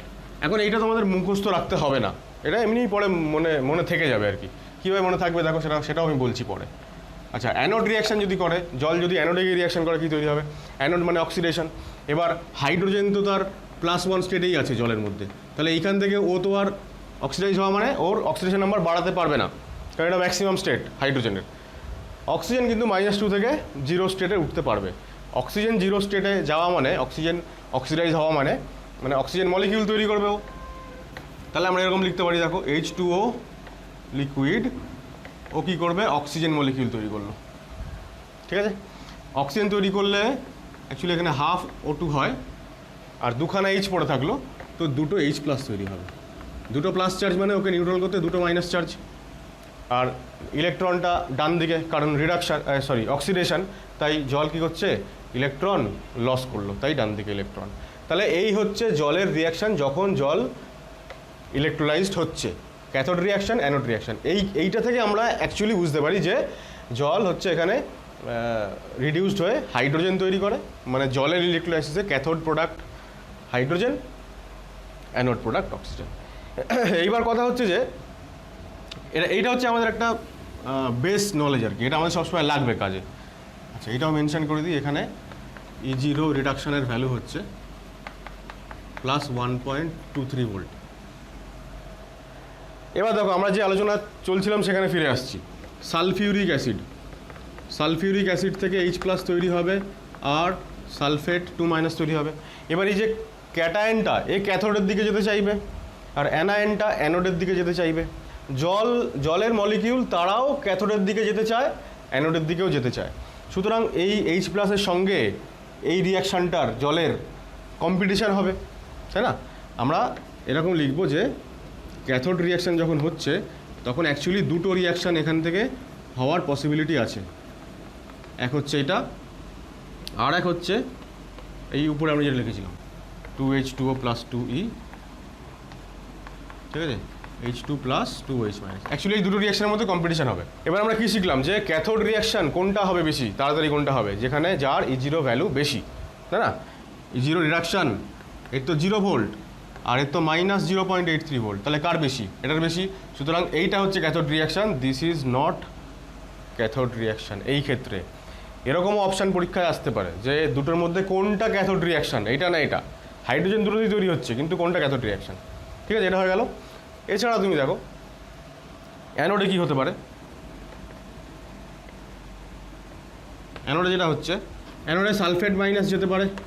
Sulphate minus যদি অ্যানোডে যায় তাহলে যেটা তৈরি করে সেটা হচ্ছে দুখানা সালফেট একসঙ্গে জুড়ে গিয়ে H2O8 2- আয়ন তৈরি করে। ঠিক আছে, প্লাস 4 ইলেকট্রন। দেখো দুটো সালফেট মানে টোটাল 4, 4টে মাইনাস চার্জ, তো 4টে ইলেকট্রন ওদিকে। আর এই রিয়াকশানটার E0 রিডাকশান ভ্যালু হচ্ছে +2.0 ভোল্ট। এছাড়াও জল নিজেও যেতে পারে। জল যদি চলে যায় তাহলে ½ O2 2H প্লাস 2 ইলেকট্রন, এটার ভ্যালু বললাম কত, 1.23 ভোল্ট। এবার অ্যানোডে কোন রিয়াকশান হবে? অ্যানোডে যার E0 রিডাকশান ভ্যালু মিনিমাম মানে কম, বা যার E0 অক্সিডেশন ভ্যালু ম্যাক্সিমাম, হ্যাঁ সেইটা অ্যানোডে গিয়ে ডিসচার্জ হবে। এখন আমরা তো এখানে রিডাকশান ভ্যালু নিয়েছি, তাহলে যার কম সেটা, দ্যাট ইজ জল। তাহলে এখানে সালফেটের রিয়াকশানটা হবে না, জল যাবে হচ্ছে অ্যানোডে এবং সেখানে গিয়ে অক্সিজেন গ্যাস তৈরি করবে। এবার এখানে সালফিউরিক অ্যাসিডের কাজটা হচ্ছে কি রিয়াকশানটাকে ক্যাটালাইজ করা। ঠিক আছে, জল তো যেহেতু উইক ইলেকট্রোলাইট, ও রিয়াকশানটা শুরু করতে পারে না সেইভাবে, তাই সালফিউরিক অ্যাসিড এসে রিয়াকশানটা শুরু করে এবং যখনই অ্যানোডে যখন জল গিয়ে রিয়াকশানটা করছে তখন অক্সিজেনের পাশাপাশি H+ তৈরি হচ্ছে, এই H+টা সলিউশনে থাকছে। এবার এই H+টাই ফার্দার এই ক্যাথোডে চলে গিয়ে হাইড্রোজেন গ্যাস তৈরি করছে। এইভাবে টোটাল ওয়াটার মলিকিউলগুলো সব কটাই ক্যাথোডে গিয়ে হাইড্রোজেন এবং অ্যানোডে গিয়ে অক্সিজেন গ্যাস তৈরি করবে। তাহলে আমাদের এই হচ্ছে সেই কম্পিটিশানটা যেটা নিয়ে আমরা এর আগে আলোচনা করছিলাম, যে ওই থার্ড যে ফ্যাক্টরটা ছিল, যে এই ধরনের দুখানা রিয়াকশানের মধ্যে কম্পিটিশান হবে, দিয়ে যে রিয়াকশানটার E0 ভ্যালু বেশি ক্যাথোডে সেটাই হবে এবং যার E0 ভ্যালু কম অ্যানোডে সেই রিয়াকশানটাই হবে। তাহলে এই হচ্ছে আমাদের টোটাল আলোচনা এই ক্ষেত্রে। এবার আমরা একটা জিনিস বলতে পারি এখান থেকে, যে দেখো কি বলতে পারি, তাহলে প্রোডাক্ট কি তৈরি হলো? ক্যাথোডে প্রোডাক্ট তৈরি হয়ে গেল হাইড্রোজেন, আর অ্যানোডে প্রোডাক্ট তৈরি হয়ে গেল অক্সিজেন। যেটা আমি একটু আগেই বলছিলাম যে H+টা তৈরি হচ্ছে অ্যানোড রিয়াকশানের ফলে সলিউশনে H+, সেই H+টাই আবার ক্যাথোডে গিয়ে H2 তৈরি করে দিচ্ছে। সুতরাং এই যে H+টা আমরা দেখছি সলিউশনে তৈরি হচ্ছে এক্সেস করে, আসলে ওটা আর সলিউশনে থাকছে না, ওটা কিন্তু ক্যাথোডে যাচ্ছে, গিয়ে আবার রিডিউস হয়ে যাচ্ছে। সুতরাং আমরা বলতে পারি যে সলিউশনের মধ্যে কোনো এক্সেস H+ তৈরি হচ্ছে না, অর্থাৎ সলিউশনের pH চেঞ্জ হচ্ছে না। ঠিক আছে, আমরা এখান থেকে বলতে পারি যে pH change after electrolysis, pH change কিন্তু হচ্ছে না। ঠিক আছে, নো চেঞ্জ। ঠিক আছে, তাহলে এটা একটা জিনিস বললাম, এটা দুটো জিনিস বললাম। থার্ড এখান থেকে কনক্লুশন আসতে পারি। দেখো খুব ভালো করে এবার ক্যাথোড আর অ্যানোড রিয়াকশানটাকে লক্ষ্য করো। আমি মাঝখানে রিয়াকশানগুলো মুছে দিচ্ছি, তাহলে সুবিধা হবে বুঝতে। এটা যদি মুছে দিই আমি, এবার দেখো ক্যাথোড রিয়াকশান আর অ্যানোড রিয়াকশানে এখানে যেহেতু দুটো ইলেকট্রন ট্রান্সফার হয়েছে, আমি এখানে দুটো ইলেকট্রন ট্রান্সফার করিয়ে দিই, তাহলে ব্যালেন্স হয়ে যাবে। এইবার ব্যালেন্সড ইকুয়েশান দুটোকে তুমি যদি লক্ষ্য করো, তুমি দেখবে যে দুটো H+, এখান থেকে দুটো H+, আর ডান দিক থেকে দুটো H+ কেটে গেল, দুটো ইলেকট্রন ডান দিকেও দুটো ইলেকট্রন কেটে গেল। তাহলে আমি কি চাইছি? আমি চাইছি এই দুটো রিয়াকশানকে যোগ করব। যোগ করলে কী হবে? নেট রিয়াকশানটা পাওয়া যাবে, যে টোটাল কী রিয়াকশান হচ্ছে। তাহলে আমি কি বলতে পারবো থার্ডে, যে নেট রিয়াকশান, তাহলে কী পড়ে থাকবে? দেখো H2L, দুটোকে যোগ করলে এটাই পাওয়া যাবে। আর ডান দিকে পড়ে থাকলো H2 আর ½ O2, H2 প্লাস ½ O2। তো এইটা হয়ে গেল আমাদের জলের তড়িৎ বিশ্লেষণের নেট রিয়াকশান। এখন এই রিয়াকশানে ইলেকট্রন ট্রান্সফার করা হয়েছে দুটো। এবার আমরা এর আগে শিখেছিলাম যে কোনো রিয়াকশানে যতগুলো ইলেকট্রন ট্রান্সফার হয় সেই সংখ্যাটাই হচ্ছে ওই পার্টিকুলার রিয়াকশানের ওই যে রিয়াক্ট্যান্ট তার এন ফ্যাক্টর। ঠিক আছে, আমরা বলতে পারি যে since 2 electron is transferred, actually আমরা 2 ইলেকট্রন লিখবো না, আমরা তো পার মোলে হিসাব করি। আমরা লিখবো যে 2 mole of electron is transferred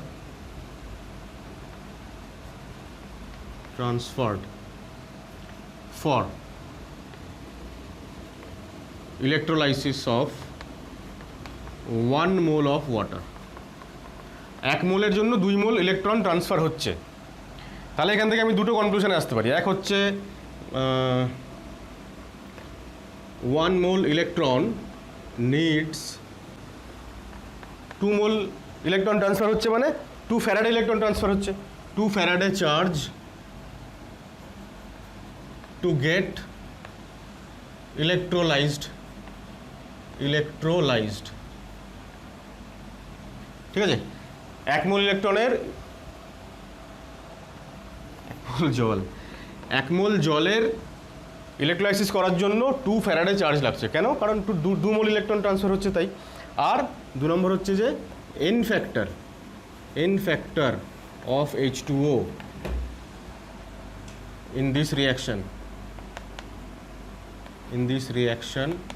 is কত? 2। তাহলে এই দুটো হচ্ছে ভীষণ গুরুত্বপূর্ণ দুটো কনক্লুশন যেটা আমরা জলের ইলেকট্রোলাইসিস থেকে পাই। ঠিক আছে, এই দুটো খুব ভালো করে জেনে রাখতে হবে। এই দুটো জানা হয়ে গেলে কি হবে, সুবিধা হচ্ছে আমাদের এটাই যে আমরা জল সংক্রান্ত 2-1টা প্রবলেম একদিন সলভ করেছিলাম, যে কতটা জল ইলেকট্রোলাইজড হবে এত সময় ধরে, এত যদি কারেন্ট পাঠানো হয়, এই ধরনের কিছু প্রবলেম সলভ করেছিলাম। সেইগুলো আরেকটু তাড়াতাড়ি হয়ে যাবে। কীভাবে হবে দেখো, আমি দুটো এক্সাম্পল বলে দেখাচ্ছি। দেখো, এরকম সিমিলার টাইপ অঙ্ক বইতে করে দেওয়া আছে, দেখবে। আমরা আগের দিনও বোধহয় এরকম একটা টাইপের অঙ্ক করেছিলাম। বইয়ের সলভিংগুলো দেখবে যে একদম হাফ পৃষ্ঠা জুড়ে করা আছে, অত তো আমাদের দরকারই নেই। কী বলছে দেখো, 10 অ্যাম্পিয়ার কারেন্ট পাঠানো হয়েছে এত সময় ধরে অ্যাসিডিফাইড ওয়াটারে, তাহলে কতটা জল ইলেকট্রোলাইজড হলো। এখন 10 অ্যাম্পিয়ার মানে 10 ইন্টু 3 মিনিট মানে 3 6 18 180 193 এত কুলম্ব, তার মানে এত ফ্যারাডে হচ্ছে কারেন্ট, ইলেকট্রিসিটি পাঠানো হয়েছে। তাহলে এটা কত হয়ে বলো তো, এটা 50 হয়ে গেল। 1 × 50 এত ফ্যারাডে চার্জ পাঠানো হয়েছে। এবার 1 মোল জলের জন্য 2 ফ্যারাডে চার্জ লাগে। তাহলে এত ফ্যারাডে চার্জ মানে কত মোল জল ইলেকট্রোলাইজড হয়েছে। তাহলে এটা ভাগ 2, তার মানে 1 × 100 মানে 0.01 মোল ওয়াটার হচ্ছে ইলেকট্রোলাইজড হয়েছে। তার মানে এটা মানে হচ্ছে কত গ্রাম বলো, 0.01 মানে দ্যাট মাচ ইন্টু 18 এত গ্রাম, তাহলে 0.18 গ্রাম জল। সিম্পলি 1 সেকেন্ডে 2 সেকেন্ডে উত্তর বেরিয়ে গেল। কিন্তু বইয়ের নিয়মে গেলে কিন্তু বাবা এত তাড়াতাড়ি হবে না, ওই অনেক গল্প আছে ওখানে। সুতরাং আমাদের যে টার্গেট তাড়াতাড়ি করে অঙ্ক করার, যেটা আমাদের কাজে লাগবে নিট বা যেই পরীক্ষাতে টাইম সেভ করার জন্য, তো দিস ইজ দ্য মেথড। এইটা মনে রাখবে। যদিও আমরা আগের দিন যেটা করেছিলাম সেটাতেও টাইম খুব একটা বেশি লেগেছিল না। সেখানে আমরা বলেছিলাম যে এত ফ্যারাডে মানে এত ইকুইভ্যালেন্ট হাইড্রোজেন তৈরি হবে বা এত ইকুইভ্যালেন্ট জল বিয়োজিত হবে। জলকে এন ফ্যাক্টর দিয়ে ভাগ করেছিলাম, অ্যাকচুয়ালি ওটাই হয়েছে এখানে। এই একটা লাইন এখানে মিনিমাইজ করে দেওয়া হয়েছে এন ফ্যাক্টর দিয়ে ভাগ করাটা, যেটা আমরা এন ফ্যাক্টর এখানে পেয়েও গেলাম যে 2। আমরা আগের দিন জলের এন ফ্যাক্টর 2 সেটাও বলিনি। তা এই হচ্ছে আমাদের বলিনি, তার কারণ হচ্ছে এইখান থেকে এন ফ্যাক্টরটা আসবে। এমনি বললে তখন এমনি মুখস্থ করতে হতো। তা কীভাবে এন ফ্যাক্টর 2 হলো সেইটা বলার জন্য আগের দিন ওটা বলিনি। এখন এন ফ্যাক্টরের তোমরা এন ফ্যাক্টর কী করে বের করতে হয় তোমরা 11-এ শিখেছো রেডক্স চ্যাপ্টারে। সেখান থেকেও তোমরা নিশ্চয়ই করতে পারতে। যে ধরো জল যদি H2 আর O2 তৈরি করে, তাহলে এখানে জল হচ্ছে অ্যাকচুয়ালি +1 থেকে যাচ্ছে 0-তে, +1 থেকে 0, তার মানে 1 ইউনিট চেঞ্জ হচ্ছে, 1 ইউনিট চেঞ্জ, আর 2খানা অ্যাটমের জন্য 2 ইউনিট চেঞ্জ হচ্ছে। আর এটা -2 থেকে 0 হচ্ছে, তাহলে এখানেও দেখো 2 ইউনিট চেঞ্জ হচ্ছে। এবার যেহেতু এটা একটা ইন্ট্রামলিকুলার রেডক্স রিয়াকশন, ইন্ট্রামলিকুলার কাকে বলে তোমরা নিশ্চয়ই জানো, যেখানে বাইরের কোনো এক্সট্রা কোনো মলিকিউল আসবে না, একটা মলিকিউলের ভেতরে যারা যারা আছে তারাই প্রোডাক্ট তৈরি করবে, এগুলোকে বলা হয় ইন্ট্রামলিকুলার রিয়াকশন। এবং এটা রেডক্স রিয়াকশন তো বটেই, যেহেতু অক্সিডেশন নাম্বার চেঞ্জ হচ্ছে, অক্সিডেশন এবং রিডাকশন হচ্ছে, তাই এটা হচ্ছে ইন্ট্রামলিকুলার রেডক্স। ইন্ট্রামলিকুলার রেডক্স রিয়াকশানে কী হয়, এই টোটাল এর যতটা বাড়ছে বা এর যতটা কমছে, অ্যাকচুয়ালি অক্সিজেনের বাড়ছে আর হাইড্রোজেনের কমছে, তো যে দুটো নাম্বার হচ্ছে এই দুটো নাম্বারের এলসিএম নিতে হয়, লসাগু নিতে হয়, নিলে যেটা হয় সেটাই হচ্ছে এন ফ্যাক্টর। তাহলে এখানে তো 2 আর 2 এর এলসিএম তো 2 হবে, সুতরাং জলের এন ফ্যাক্টর 2। এইভাবে আমরা আসতে পারি, আর আমরা ইলেকট্রন নাম্বার কতগুলো ট্রান্সফার হচ্ছে সেইভাবে আমরা জলের এন ফ্যাক্টর দেখাতে পারি। জলের ইলেকট্রোলাইসিস সংক্রান্ত লাস্ট যে ইনফরমেশনটা দেওয়া অবশ্যই দরকার, সেটা হচ্ছে ধরো যে কোনো সালফেট বা নাইট্রেট সল্ট, কাদের সল্ট, যে সমস্ত মেটালগুলো হাইড্রোজেনের ওপরে থাকে ইলেকট্রোকেমিক্যাল সিরিজে, ফর এক্সাম্পল সোডিয়াম সালফেট, ঠিক আছে, for example magnesium nitrate, calcium nitrate, ঠিক আছে, ম্যাগনেশিয়াম সালফেট, তারপর ধরো এই ধরনের আরও অনেক কিছু, মানে হাইড্রোজেনের ওপরে আছে সেই সমস্ত মেটাল, তাদের সালফেট বা নাইট্রেট সল্ট, এদের যদি আমি তড়িৎ বিশ্লেষণ বা ইলেকট্রোলাইসিস করি, সেটা হচ্ছে কিছুই না, সেটা হচ্ছে আসলেই জলের তড়িৎ বিশ্লেষণ। কেন? কারণ আমরা দেখেছিলাম যে জলের হচ্ছে ক্যাথোডে যাওয়ার যে টেন্ডেন্সি, ঠিক আছে, সেইটা এই ধরনের ক্যাটায়নগুলোর থেকে অনেক কম, কারণ এরা তো হাইলি রিডিউসিং এজেন্ট, এদের ইজিরো রিডাকশান ভ্যালু অনেক কম। যত নিচের দিকে আমরা নামি তত ইজিরো রিডাকশান ভ্যালু বাড়তে থাকে। জলের হচ্ছে -0.83 হচ্ছে তোমার ক্যাথোড রিয়াকশানের সময়। তাহলে তার তুলনায় এদের সবার অনেক কম, যেহেতু জলের বেশি ভ্যালু, আর যার ভ্যালু হাইয়ার সেই আগে ক্যাথোডে যাবে, ডিসচার্জ হবে। আর অ্যানোডের ক্ষেত্রেও তাই, সালফেট বা নাইট্রেটের যা ডিসচার্জের যা প্রায়োরিটি বা ডিসচার্জের যতটুকু মানে কি বলবো ডিসচার্জ হওয়ার যে ক্ষমতা, তার তুলনায় জলের অ্যানোডে গিয়ে অক্সিজেন তৈরি করার টেন্ডেন্সি অনেক বেশি। কারণ অ্যানোডে কী হয়, যার ভ্যালু কম হয় সে আগে যায়, মানে যার ভ্যালু কম হয় মানে যার ইজিরো রিডাকশান ভ্যালু কম হয় সে আগে চলে যায়। এবার আমরা দেখালাম যে সালফেট যখন অ্যানোডে যায় তখন তার ইজিরো রিডাকশান ভ্যালু হচ্ছে +2, আর জল যখন অ্যানোডে যায় তখন +1.23, মানে জলের কম। সুতরাং জলটাই আগে গিয়ে অ্যানোডে অক্সিডাইজড হবে।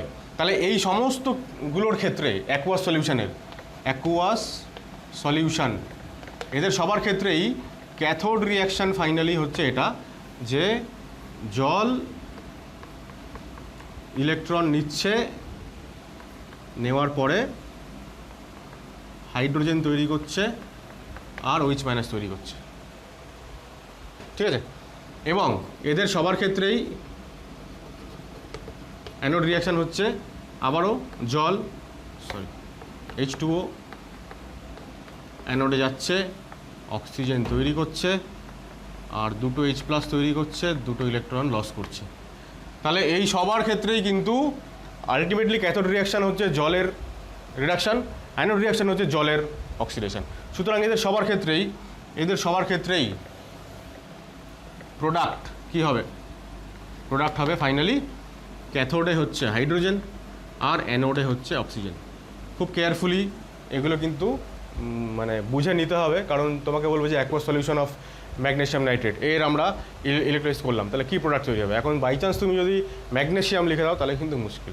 হাইড্রোজেন এবং অক্সিজেন অবশ্যই, নাইট্রেট সালফেট এরা কখনোই যায় না ওই দিকে, মানে অ্যানোডে যায় না, খুব রেয়ার যদি কেস কিছু না হয়। তাহলে এই হয়ে গেল জলের তড়িৎ বিশ্লেষণ। এইবার বাকি এক্সাম্পলগুলো দেখো। সেকেন্ড এক্সাম্পল হচ্ছে আমাদের NaCl অ্যাকুয়াস সলিউশন। এর আগে আমি লিখিয়েছি দেখো যে যদি NaCl অ্যাকুয়াস এরপরে যদি কিছু মেনশন করা না থাকে, ডাইলিউট সলিউশন না কনসেন্ট্রেটেড, তাহলে আমরা ধরে নেবো এটা কনসেন্ট্রেটেড সলিউশন। এখন NaCl মানেই এখান থেকে Na+ আর Cl- আসবে। তাহলে ক্যাথোড রিয়াকশান যখন হবে, ক্যাথোডে কার কার মধ্যে কম্পিটিশান হবে? এক হচ্ছে Na+ ইলেকট্রন গেইন করে সোডিয়াম, আর দুই হচ্ছে জল ইলেকট্রন গেইন করে H2 আর দুটো OH-। এখন আমরা কি বললাম যে হাইড্রোজেনের ওপরে যারা থাকবে তারা কেউই ক্যাথোডে মুক্ত হবে না, ক্যাথোডে সবসময় জলের রিয়াকশানটাই হবে। কেন? কারণ এদের ইজিরো ভ্যালু অনেক কম, জলের -0.83, এদের মাইনাস কত হয় 2.71 কিছু একটা হয়, মানে অনেক কম ভ্যালু। যার ভ্যালু বেশি সেই রিয়াকশান হবে। সুতরাং হাইড্রোজেনের উপরে যে সমস্ত মেটালরা আছে তারা কখনোই ক্যাথোডে রিয়াকশান করবে না। এই হয়ে গেল ক্যাথোড রিয়াকশান। আর আমি যদি অ্যানোড রিয়াকশান বলি, তাহলে অ্যানোডে এক তো Cl- যেতে পারে, Cl- গিয়ে হাফ Cl2 আর ইলেকট্রন ছেড়ে দিল। এইটার ইজিরো ভ্যালু হচ্ছে, মানে ইজিরো রিডাকশান হচ্ছে +1.36। আর কি হতে পারে? জল হতে পারে, জল গিয়ে ধরো O2 তৈরি করলো, half O2 plus 2H, half O2 2H+ আর দুখানা ইলেকট্রন। এইটার ইজিরো রিডাকশান হচ্ছে +1.23 ভোল্ট। এখন অ্যানোডে কোন রিয়াকশানটা হবে?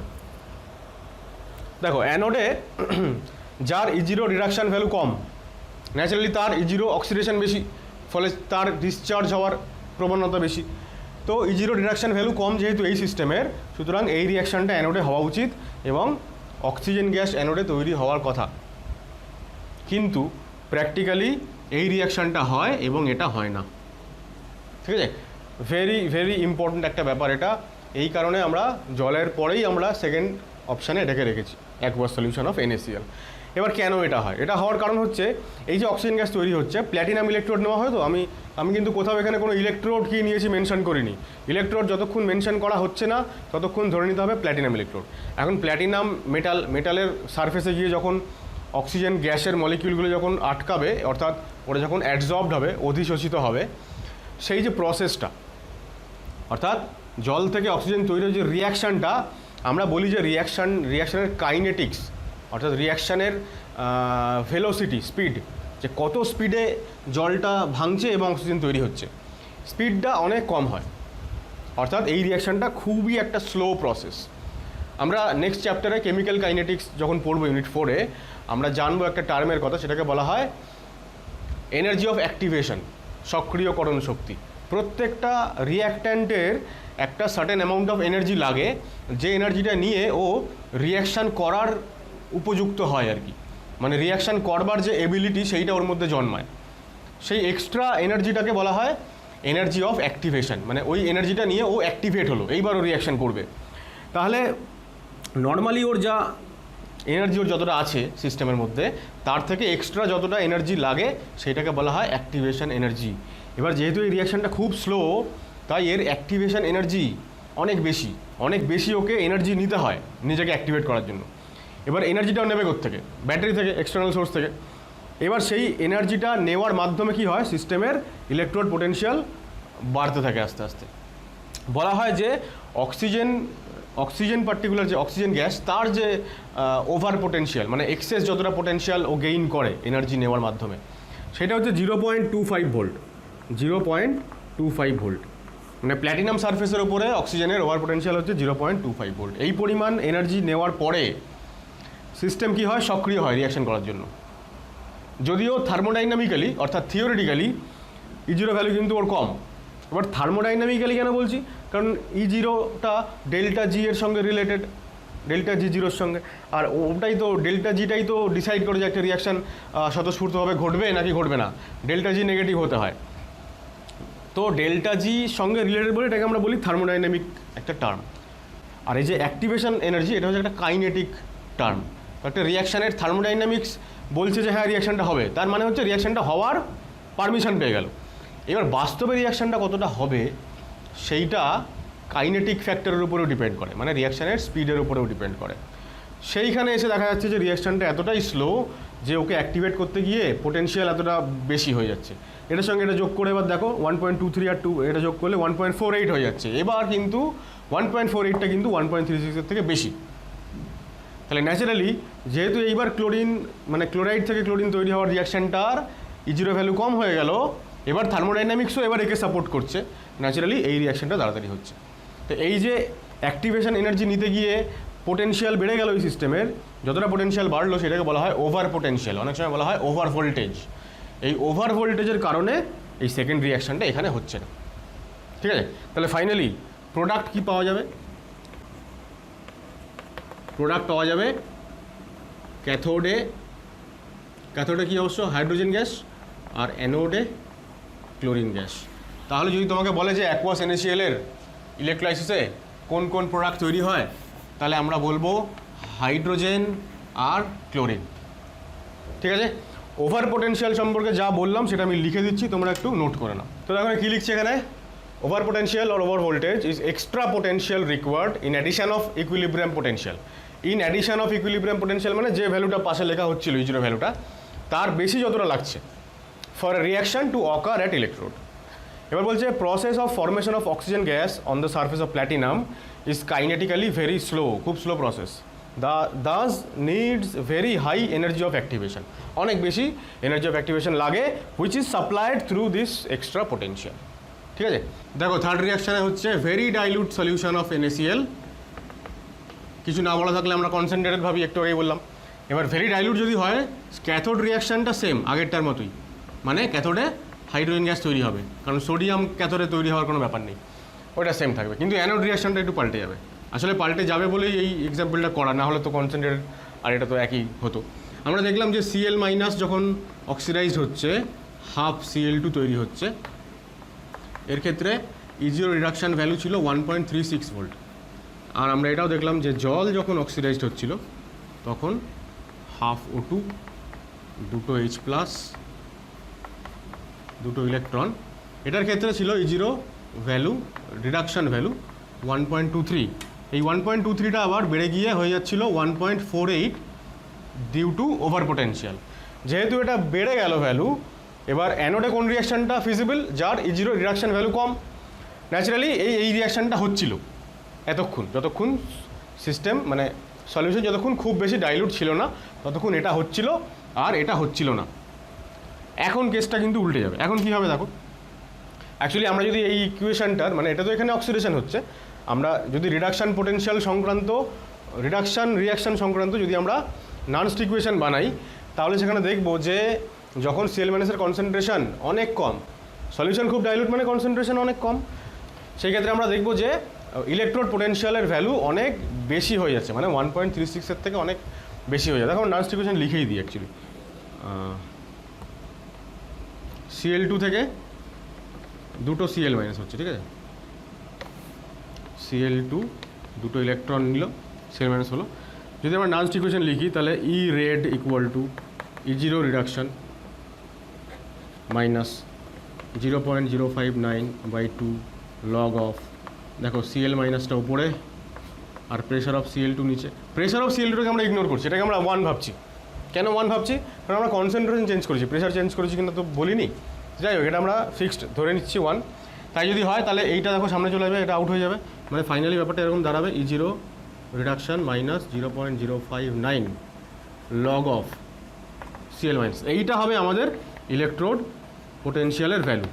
এখন এই যে ইকুয়েশনটা দাঁড়ালো, এই ইকুয়েশনটাতে তুমি দেখো যদি Cl- এর কনসেন্ট্রেশন খুব কম হয়, ভেরি ডাইলুট সলিউশন মানে Cl- কনসেন্ট্রেশন খুবই কম, তাহলে ওয়েন কনসেন্ট্রেশন অফ Cl- যখন অনেক কম একের তুলনায়, তখন লগ অফ কিছু জিনিস যেটা একের থেকে কম ভ্যালু, তাহলে এই পুরো জিনিসটা কী হবে, নেগেটিভ হয়ে যাবে না? নেগেটিভ কী হয়ে গেলো, পজিটিভ। তাহলে E0 রিডাকশানের ভ্যালু কীভাবে বাড়বে, তাই না? E0 না, E রিডাকশান মানে ইলেকট্রোড পোটেনশিয়ালের ভ্যালু বাড়বে, এবং বাড়তে বাড়তে এটা এতটাই বেড়ে যাবে যে এটা হচ্ছে 1.48কে মানে ইট এক্সিডস 1.48 ভোল্ট। যেই 1.48 ভোল্টকে এক্সিড করে গেল, বেশি হয়ে গেলেই কী হবে, এই রিয়াকশানটা এবার স্টপ হয়ে যাবে, আর রিয়াকশানটা হবে না। তখন এইবার যেহেতু জলের ক্ষেত্রে মানে অক্সিজেন তৈরি হওয়ার ক্ষেত্রে যেহেতু এবার রিডাকশান পোটেনশিয়ালের ভ্যালু কম, এইবার এই রিয়াকশানটা চালু হবে। মানে ফাইনালি আমরা এই ক্ষেত্রে কি পাবো, অ্যানোডে যেটা পাবো সেটা হচ্ছে অক্সিজেন গ্যাস পাবো। অর্থাৎ এই ভেরি ডাইলুট কন্ডিশনে এখন এই রিয়াকশানটা আর ফিজিবল থাকবে না, এখন জলের অক্সিডেশন হবে এবং সলিউশনে তৈরি হবে অক্সিজেন গ্যাস।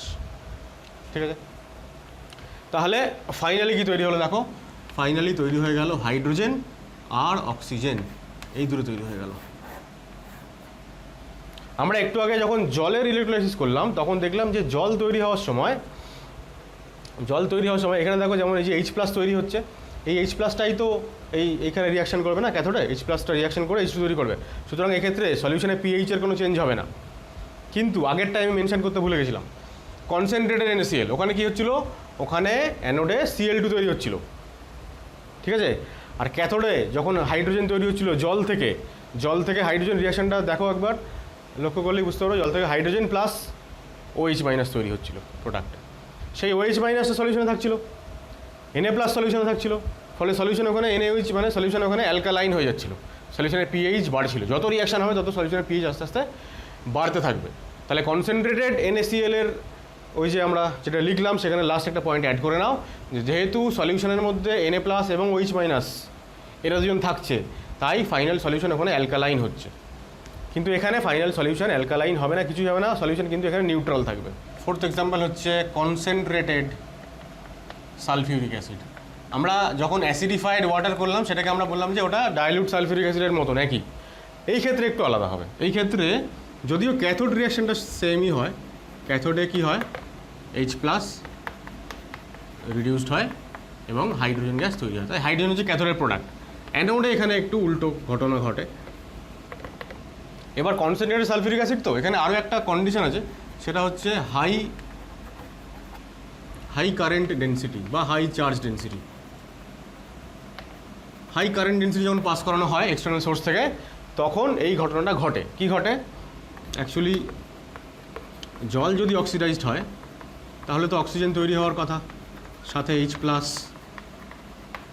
ঠিক আছে? কিন্তু এবং এটার E0 ভ্যালুও ফেভারেবল, সেটা হচ্ছে 1.23। আর SO4 2- ও যদি অক্সিডাইজড হয়, অ্যাকচুয়ালি দুটো মলিকিউল অক্সিডাইজড হয়, H2O8 2- প্লাস 4 ইলেকট্রন, তাই তো? না সরি 2 ইলেকট্রন। এখানে টোটাল 4খানা নেগেটিভ চার্জ, এখানে 2টো নেগেটিভ চার্জ আর 2টো ইলেকট্রন। এবার এটার E0 রিডাকশন ভ্যালু হয় 2 ভোল্ট। তাহলে যার ভ্যালু কম সেইটা হওয়ার কথা, যেটা আমরা ডাইলুট সলিউশনের ক্ষেত্রে দেখেছি বা অ্যাসিডিফাইড ওয়াটারের ক্ষেত্রে দেখেছি যে হাইড্রোজেন অক্সিজেন তৈরি হয়। এই ক্ষেত্রে এই রিয়াকশানটা ঘটে, ঠিক আছে? আবারও এই রিয়াকশানটা ঘটে due to high current density. যখন পাস করানো হয় তখন এই রিয়াকশানটা ঘটে, এবং এই যে তৈরি হলো এটা খুব ভালো করে লক্ষ্য করো, এখানে কিন্তু সালফারের অক্সিডেশন নাম্বার +6, এখানেও সালফারের অক্সিডেশন নাম্বার +6। তাহলে সালফার তো অক্সিডাইজড হতে পারবে না, কারণ ম্যাক্সিমাম স্টেটে আছে, এবং এই ম্যাক্সিমাম স্টেটে আছে বলে অক্সিডাইজ হতে পারবে না, সেটাও আর একটা কারণ, যে কারণে ডাইলুট সলিউশনের ক্ষেত্রে কিন্তু এই জল থেকে অক্সিজেনটা তৈরি হয়। এবার এই ক্ষেত্রে তাহলে অক্সিডাইজড আলটিমেটলি হলো কে? অক্সিডাইজড হলো অক্সিজেন। অক্সিজেন এখানে -2 স্টেটে থাকে, সেখান থেকে এখানে -1 স্টেটে যায়। তোমরা যদি রেডক্স রিয়াকশন চ্যাপ্টারটা মনে থাকে তাহলে দেখবে এইটা অ্যাকচুয়ালি পারক্সি ডাইসালফিউরিক অ্যাসিডের সংকেত হচ্ছে এইটা। তো এইখান থেকেই এটা এসছে আর কি, পারক্সি ডাইসালফিউরিক অ্যাসিডের, ওটা হচ্ছে অ্যানায়ন। তাহলে এখানে একটা পারক্সি বন্ড থাকে, পারক্সি লিঙ্কেজ থাকে, ঠিক আছে? তো দেখো 8খানা অক্সিজেন হয়ে গেছে কিন্তু, 2 3 4 5 6 7 8। এবার এই যে মাইনাস চার্জগুলো আছে, অ্যাকচুয়ালি যখন আমি অ্যাসিডটা লিখবো তখন এখানে কি লিখবো? এখানে H লিখে দেবো, তাহলে অ্যাসিডটা হয়ে গেল। এবার এই যে দুখানা অক্সিজেন পারক্সো বন্ডের মধ্যে তাদের কত? -1 করে হয়, বাকিগুলো সবাই -2। এবার এখানে যে 4খানা আছে বা দুটো মলিকিউল, দুটো SO4-এর যে 8খানা অক্সিজেন আছে, 8টাই -2 স্টেটে আছে। 8টার মধ্যে এখানে দুটো চলে আসলো -1 স্টেটে, আর বাকিগুলো যেরকম -2 স্টেটে ছিল সেটা। তাহলে এইটা যদি হয়ে যায় তাহলে কী হলো? অক্সিডেশন হয়ে গেল। তাহলে এই ঘটনা এখানে ঘটে আর কি। হ্যাঁ, এখানে আরেকটা জিনিস উল্লেখযোগ্য, সেটা হচ্ছে যে যদি বলে যে এই যে আমি লিখেছি কনসেন্ট্রেটেড, এটা মানে হচ্ছে অ্যাকচুয়ালি কনসেন্ট্রেটেড মানে কত কনসেন্ট্রেটেড? মানে মোর দ্যান 50% যদি কনসেন্ট্রেশন থাকে, হাইলি কনসেন্ট্রেটেড। যদি 50% এক্স্যাক্টলি 50% কনসেন্ট্রেশন থাকে, তখন অ্যানোডে দুটো রিয়াকশানই হয় এবং দুটো প্রোডাক্টই পাওয়া যায়। কিন্তু জেনারেলি আমাদের যদি এরকম বলে দেয় তাহলে আমরা এটাকেই ভাববো যে ওরা অ্যাকচুয়ালি এটাই জানতে চাইছে যে কোন রিয়াকশানটা হবে, আইদার এটা অথবা এটা, সেক্ষেত্রে এইটা, ঠিক আছে? আচ্ছা, সোডিয়াম ক্লোরাইডের আরেকটা জিনিস বাকি রয়ে গেল, সেটা হচ্ছে sodium chloride solution, aqueous solution. হ্যাঁ, ইউজিং Hg ক্যাথোড, মার্কারির যদি আমরা ক্যাথোড ব্যবহার করি তাহলে রিয়াকশানটা আবার একটু অন্যরকম হয়ে যায়, ঠিক আছে? এই ক্ষেত্রে আবার দেখো NaCl সলিউশন, এবার কিছু বলেনি মানে আমরা কী ধরে নেবো? কনসেন্ট্রেটেড। সুতরাং অ্যানোডে কী হবে? অ্যানোডে Cl- থেকে Cl2 তৈরি হবে। কেন তৈরি হবে? Due to over potential of oxygen on platinum. অ্যানোডটা কিন্তু প্ল্যাটিনামের, ক্যাথোডটা খালি আমরা এখানে Hg করেছি। এবার ক্যাথোড Hg করেছি মানেই এখানে কিছু একটা চেঞ্জ অবশ্যই হবে। কী হবে চেঞ্জ? ক্যাথোডে কিন্তু এইবার Na+ থেকে সোডিয়াম তৈরি হবে। আর একটা পসিবিলিটি কী ছিল? H+ থেকে, H+ না অ্যাকচুয়ালি জল থেকে, H2O থেকে তৈরি হওয়ার কথা ছিল H2 আর OH- তৈরি হওয়ার কথা ছিল। মানে এটার ক্ষেত্রে হচ্ছে তোমার 0 ভোল্ট, আর এর ক্ষেত্রে তোমার -2.7ই ধরছি আমি, জানি না কত হবে, এরকম কাছাকাছি কিছু একটা। তাহলে যার ভ্যালু বেশি সেইটা ফিজিবল থার্মোডাইনামিক্যালি। সুতরাং এই রিয়াকশনটা এতক্ষণ হচ্ছিল আমরা দেখছিলাম প্রত্যেক ক্ষেত্রে, dilute solution, concentrated solution, NaCl সব ক্ষেত্রেই হাইড্রোজেন তৈরি হচ্ছিল ক্যাথোডে। এই ক্ষেত্রে উল্টে গেল। কেন উল্টে গেল? এইবার দেখো, এই যে আমরা মার্কারি ক্যাথোড ব্যবহার করেছি, মার্কারিটা তো কী থাকে নর্মালি? কী থাকে? লিকুইড থাকে। তো লিকুইডের মধ্যে কিন্তু গ্যাস, যেটা হাইড্রোজেন তৈরি হচ্ছে, হাইড্রোজেনটা তৈরি হয়ে কোথায় যাবে? ক্যাথোডেই যাবে তো। মানে এবার ক্যাথোডে গিয়ে লিকুইডের মধ্যে কিন্তু গ্যাসের সলিউবিলিটি খুবই কম হয়।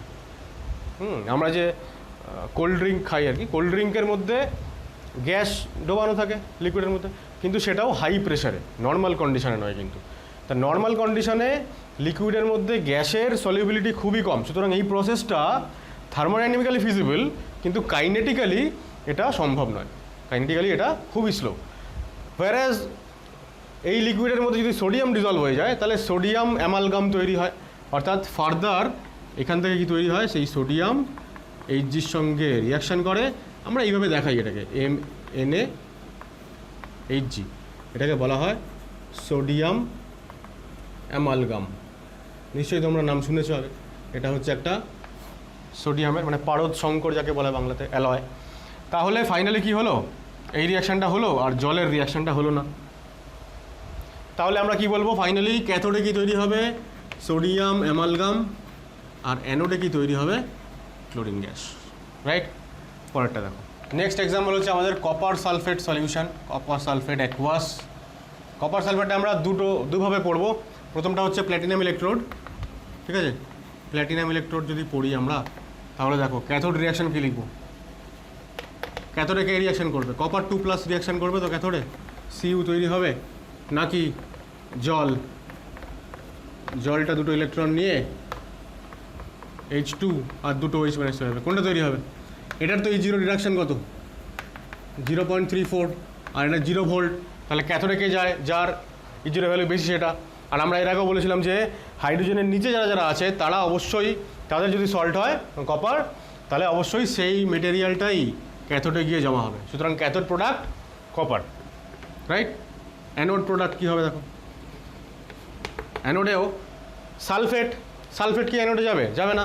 সালফেট যাবে না কারণ সালফেটের +2.0 ভোল্ট। আর জল যদি যায় তাহলে অক্সিজেন তৈরি করবে, জলের +1.23 ভোল্ট। তাহলে এখানে অক্সিজেন তৈরি হবে। রিয়াকশান টাইমে আর লিখছি না, তোমরা মেনশন করে নাও। জলের ক্ষেত্রে জলের রিয়াকশানটাই হবে, সালফেটটা হবে না, সালফেট লিখে ক্রস করে দাও। তাহলে ফাইনালি প্রোডাক্ট তৈরি হলো ক্যাথোডে কপার আর অ্যানোডে অক্সিজেন।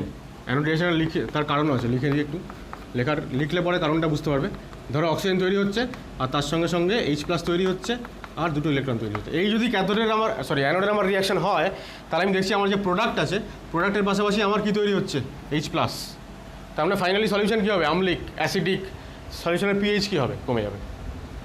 ঠিক আছে?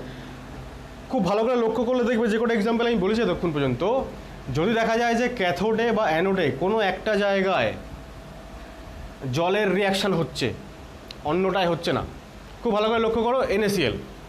NaClটাতে কী হচ্ছিল, ক্যাথোডে এই রিয়াকশানটা হচ্ছিল, সোডিয়াম প্লাস যাচ্ছিল না ক্যাথোডে, এবং এটা হওয়ার সঙ্গে সঙ্গে কী তৈরি হচ্ছিল, H-, সুতরাং সলিউশন হয়ে যাচ্ছিল অ্যালকালাইন। তার মানে pH এখানে বাড়বে। আর এই পার্টিকুলার কেসে যেখানে অ্যানোডে জলের রিয়াকশান হচ্ছে, ক্যাথোডে জলের রিয়াকশান হচ্ছে না, সেখানে অ্যানোডে জল রিয়াকশান করলে H+ তৈরি হবে, মানে সলিউশন অ্যাসিডিক হবে, অর্থাৎ pH কমবে।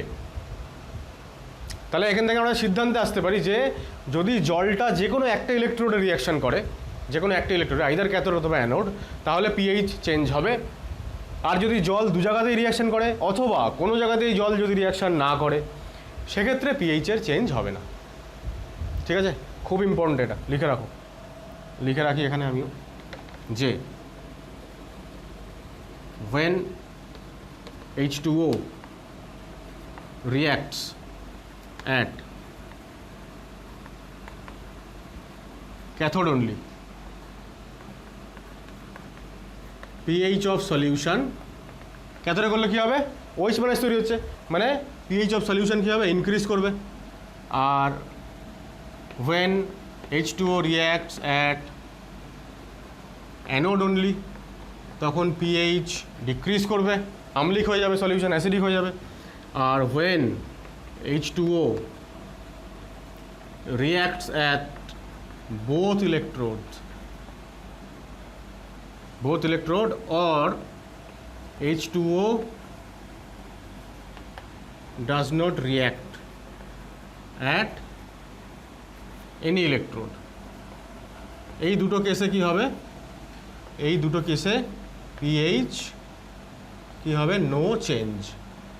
পিএইচের কোনো চেঞ্জ হবে না। ভেরি ভেরি ইম্পর্ট্যান্ট, এটা বক্স করে দাও একদম। এইবার আমরা যেটা বলতে চাইছি আমি সেটা হচ্ছে যে এইবার এই সেম সল্টের যদি আমি প্ল্যাটিনাম ইলেকট্রোড না নিয়ে আমি যদি কপার ইলেকট্রোড নিয়ে কাজ করি তাহলে কী হবে না। আর একটা হেডিং করো তোমরা, সেটা হচ্ছে ব্র্যাকেটে লিখে দাও কপার ইলেকট্রোড, অর্থাৎ ক্যাথোড অ্যানোড দুটোই কপার দিয়ে তৈরি। এই ক্ষেত্রে কপার কিন্তু রিয়াকশান করবে, অ্যাক্টিভ ইলেকট্রোডের এক্সাম্পল এটা, ঠিক আছে। এইখানে কোথাও একটা লিখে এটাও রাখো যে অ্যাক্টিভ ইলেকট্রোড। অ্যাক্টিভ ইলেকট্রোডের ক্ষেত্রে জেনারেলি অ্যানোডগুলো রিয়াকশান করে, যদিও আমরা একটু আগে সোডিয়াম অ্যামালগাম দেখলাম, সোডিয়াম মানে এইচজি ইলেকট্রোড রিয়াকশান করলো ফাইনালি, কিন্তু নর্মাল ক্ষেত্রে আমরা অ্যাক্টিভ ইলেকট্রোড বলতে সেগুলোকেই বুঝি যেখানে এই ক্যাটায়নটা হচ্ছে হাইড্রোজেনের নিচে থাকা কোনো মেটালের ক্যাটায়ন হবে, আর অ্যানোডটা যেখানে হচ্ছে তোমার রিয়াকশানে টেক পার্ট করবে। এবার এই ক্ষেত্রে না অ্যানোড রিয়াকশানটাকে আগে লেখা উচিত, অ্যানোড রিয়াকশানটাকে আগে লেখা উচিত। কেন উচিত? আগে ক্যাথোড রিয়াকশানটাই আমি বলে নিই, আগে লেখা উচিত, তাও আমি ক্যাথোড রিয়াকশানটা আগে বলছি। ক্যাথোডে কী হবে? আবারও Cu2+ তৈরি হবে, এটার কোনো অন্যথা নেই, জল রিয়াকশান করবে না। অ্যানোডে কী হচ্ছে দেখো, রিয়াকশান করার টেন্ডেন্সি কার আছে দেখো, জল যদি রিয়াকশান করে তাহলে হাফ O2, দুটো H+, দুটো ইলেকট্রন। আর কি আছে? সালফেট, সালফেট রিয়াকশান যদি করতে যায় তাহলে S2O8 2-, দুটো ইলেকট্রন। এটার ভ্যালু কত বলো তো? এটার ভ্যালু 2 ভোল্ট, এটার ভ্যালু 1.23 ভোল্ট। কোন রিয়াকশানটা হবে? যার কম সেটা হবে, কিন্তু যার কম সেটাও হবে না। কেন হবে না? কেন? দেখো আমি ক্যাথোডটা মুছে দিচ্ছি। অ্যানোডে অ্যাকচুয়ালি কপার, অ্যানোডটা যে কপারটা দিয়ে তৈরি, সেই অ্যানোডটাই যদি রিয়াকশান করে যায়, মানে যদি অক্সিডাইজ হয়ে যায়, তাহলে আমরা জানি যে এর 0.34 ভোল্ট, ঠিক আছে।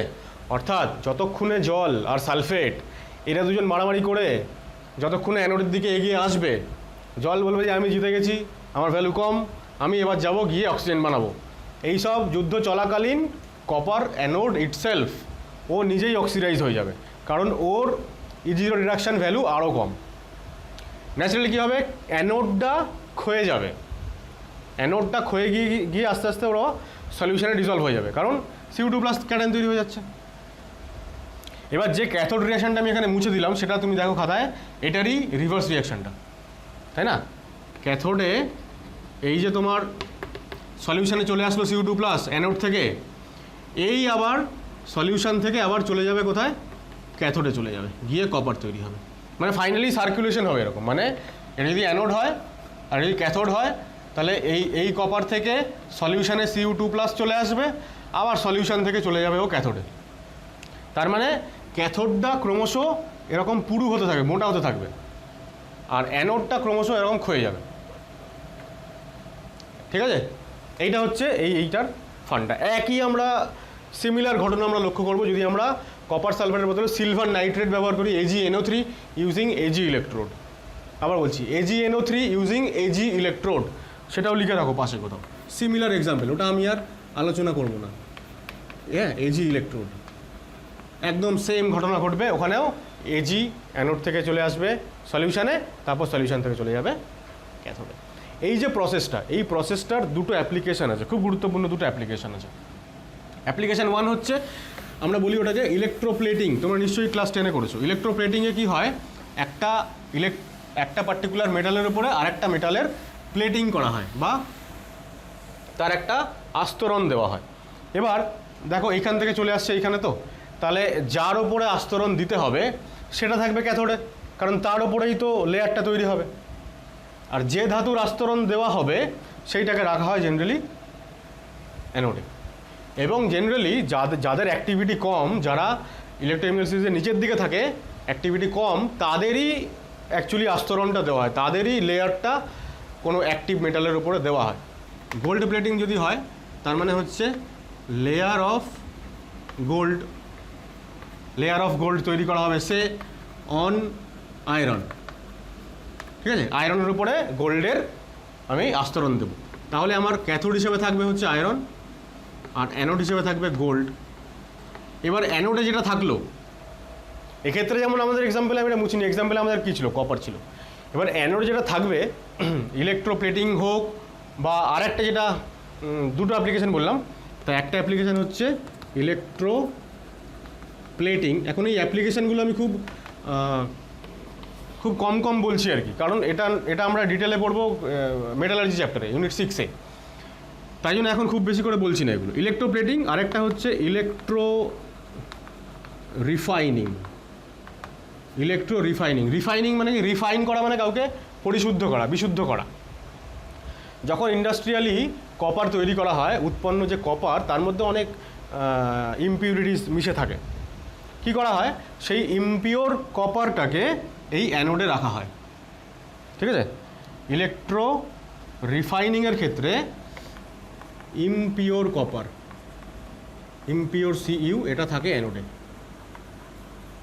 আর একটা পিওর সিইউ থাকে ক্যাথোডে। পিওর সিইউ আগে থেকে তৈরি করা, তাকে ক্যাথোডে রাখা হয়। এবার কি হয়? এই ইমপিওর থেকে কপারটা সলিউশনে চলে আসলো, এসে এখানে চলে গেল, তাহলে আমরা ফাইনালি বিশুদ্ধ কপারটাকে আমরা ক্যাথোডে একটা নতুন লেয়ার হিসেবে পেয়ে যাব। এইবার এইখানে যে ইমপিউরিটিগুলো ছিল, সাপোজ এখানে কিছু ইমপিউরিটি ছিল, এর মধ্যে অনেক ইমপিউরিটি ছিল, সেই ইমপিউরিটিগুলো এবার কী হবে? এটা যদি সলিউশন হয়, তাহলে সলিউশনের নিচে এখানে অ্যানোডের নিচে ইমপিউরিটিগুলো জমা হতে থাকবে। এই ইমপিউরিটিগুলোকে আমরা বলি অ্যানোড মাড। কি বলি? অ্যানোড মাড। অ্যানোড মাডটা কোথায় জমা হবে? সলিউশনে জমা হবে। তো যত বেশি কপারের মধ্যে ইমপিউরিটি থাকবে, তত বেশি অ্যানোড মাড এখানে জমা হবে। তো এই হচ্ছে অ্যাক্টিভ ইলেকট্রোড দিয়ে ইলেকট্রোলাইসিস প্রক্রিয়াটা ঘটানোর অ্যাপ্লিকেশন। প্র্যাকটিক্যালি এই কাজগুলো করা হয় ইন্ডাস্ট্রিয়ালি, এই পার্টিকুলার জিনিসটাকে ব্যবহার করে, ঠিক আছে? এবার দেখো 3টে স্টার দিচ্ছি। লাস্ট এক্সাম্পল এটা আছে আমাদের, copper sulphate aqueous using copper cathode আর সিলভার অ্যানোড। Very important. এইখানে তুমি বুঝতে পারবে যে কেন আমরা অ্যানোড রিয়াকশানটাকে আগে লিখতে বলছি। দেখো, আমি যদি ক্যাথোড রিয়াকশান আগে লিখি, তাহলে আমি কি লিখবো? তাহলে আমি লিখবো যে কপার CO2+ আর হচ্ছে জল। এবার CO2+ আর জলের মধ্যে কে যাবে ক্যাথোডে? কপার নিশ্চয়ই যাবে। তাহলে CO2+ আর 2E কপার, এই হয়ে গেল ক্যাথোড রিয়াকশান। এবার আমি চলে আসছি অ্যানোডে।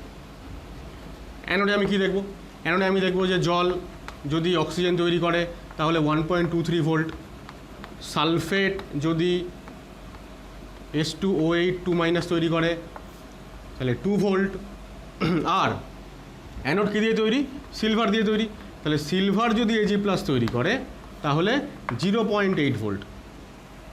ঠিক যেমন আমরা দেখলাম copper sulphate using copper electrode, কপারের যেহেতু ভ্যালু কম ছিল সব থেকে 3জনের মধ্যে, তাই কপার ওই অ্যানোড থেকে ক্ষয়ে যাচ্ছে। তাহলে এই ক্ষেত্রেও এই Ag ইলেকট্রোড অর্থাৎ Ag অ্যানোড, এই রিয়াকশানটা হবে, অর্থাৎ Ag অ্যানোড কী হবে? ক্ষয়ে যাবে এবং ডিজলভড হয়ে Ag+ সলিউশনে চলে আসবে। কিন্তু যেহেতু এইবার সলিউশনে Ag+ চলে এসছে, তাহলে এখন ক্যাথোডে CO2+ যেমন রিয়াকশান করতে পারে, তেমনি Ag+ও রিয়াকশান করতে পারে। এর যদি ভ্যালু 0.34 ভোল্ট হয় আর এর যদি 0.8 হয়, এবার বলো ক্যাথোডে কোন রিয়াকশান হবে?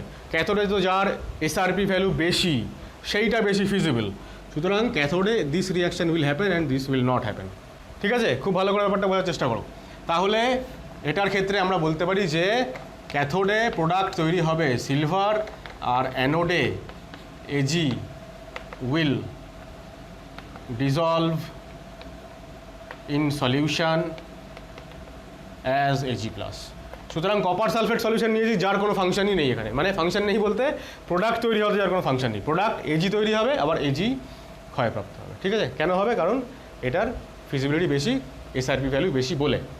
তাহলে এই হচ্ছে আমাদের আজকে টোটাল আলোচনা। এবার আলোচনা টোটাল বলছি বটে, কিন্তু তাও তো শেষ করা যায় না, অনেক কিছুই এক্সট্রা থেকে যায়। তোমরা একটা কাজ করবে বাড়িতে, সেটা হচ্ছে যে আরও যা যা এক্সাম্পল তোমরা পাবে, সমস্ত এক্সাম্পলগুলোকে না একটা ট্যাবুলার ফর্মে তুমি লিখবে। ট্যাবুলার ফর্মে ধরো অ্যাকুয়াস সলিউশন এরকম লিখলে, ক্যাথোড অ্যানোড, ক্যাথোড অ্যানোড মানে প্রোডাক্ট, হ্যাঁ প্রোডাক্ট, এরকম একটা ছক বানাবে। আমি ছকটা খুবই রাফলি এখানে করছি। আর পিএইচ চেঞ্জ, ঠিক আছে? সাপোজ আমি এখানে লিখছি অ্যাকুয়াস, তো বলেই দিয়েছি। সাপোজ কপার সালফেট, যদি অ্যাক্টিভ ইলেকট্রোড হয় তাহলে সেটা ব্র্যাকেটে মেনশন করে দেবে, ব্র্যাকেটে মেনশন নেই মানে ওটা এমনি প্ল্যাটিনাম ইলেকট্রোড। তাহলে ক্যাথোডে কপার, অ্যানোডে অক্সিজেন, অ্যানোডে অক্সিজেন মানে অ্যানোডে জল রিয়াকশন করেছে, জল যদি অ্যানোড রিয়াকশন করে তাহলে H+ তৈরি হবে অক্সিজেনের সঙ্গে সঙ্গে, H+ তৈরি হচ্ছে মানে পিএইচ কমছে, তাই তো, ডিক্রিজ। তারপর ধরো সোডিয়াম সালফেট Na2SO4, অবশ্যই হাইড্রোজেন, হাইড্রোজেন মানেই হচ্ছে কি পাশাপাশি OH- তৈরি হচ্ছে কিন্তু, আর এখানে কি তৈরি হবে দেখো, সালফেট তো যাবে না অ্যানোডে, অ্যানোডে যাবে জল, তার মানে এখানে অক্সিজেন তৈরি হবে। তাহলে জলটা বোথ ক্যাথোড অ্যানোড দু জায়গাতেই রিয়াকশন করছে, সুতরাং পিএইচ নো চেঞ্জ, রাইট।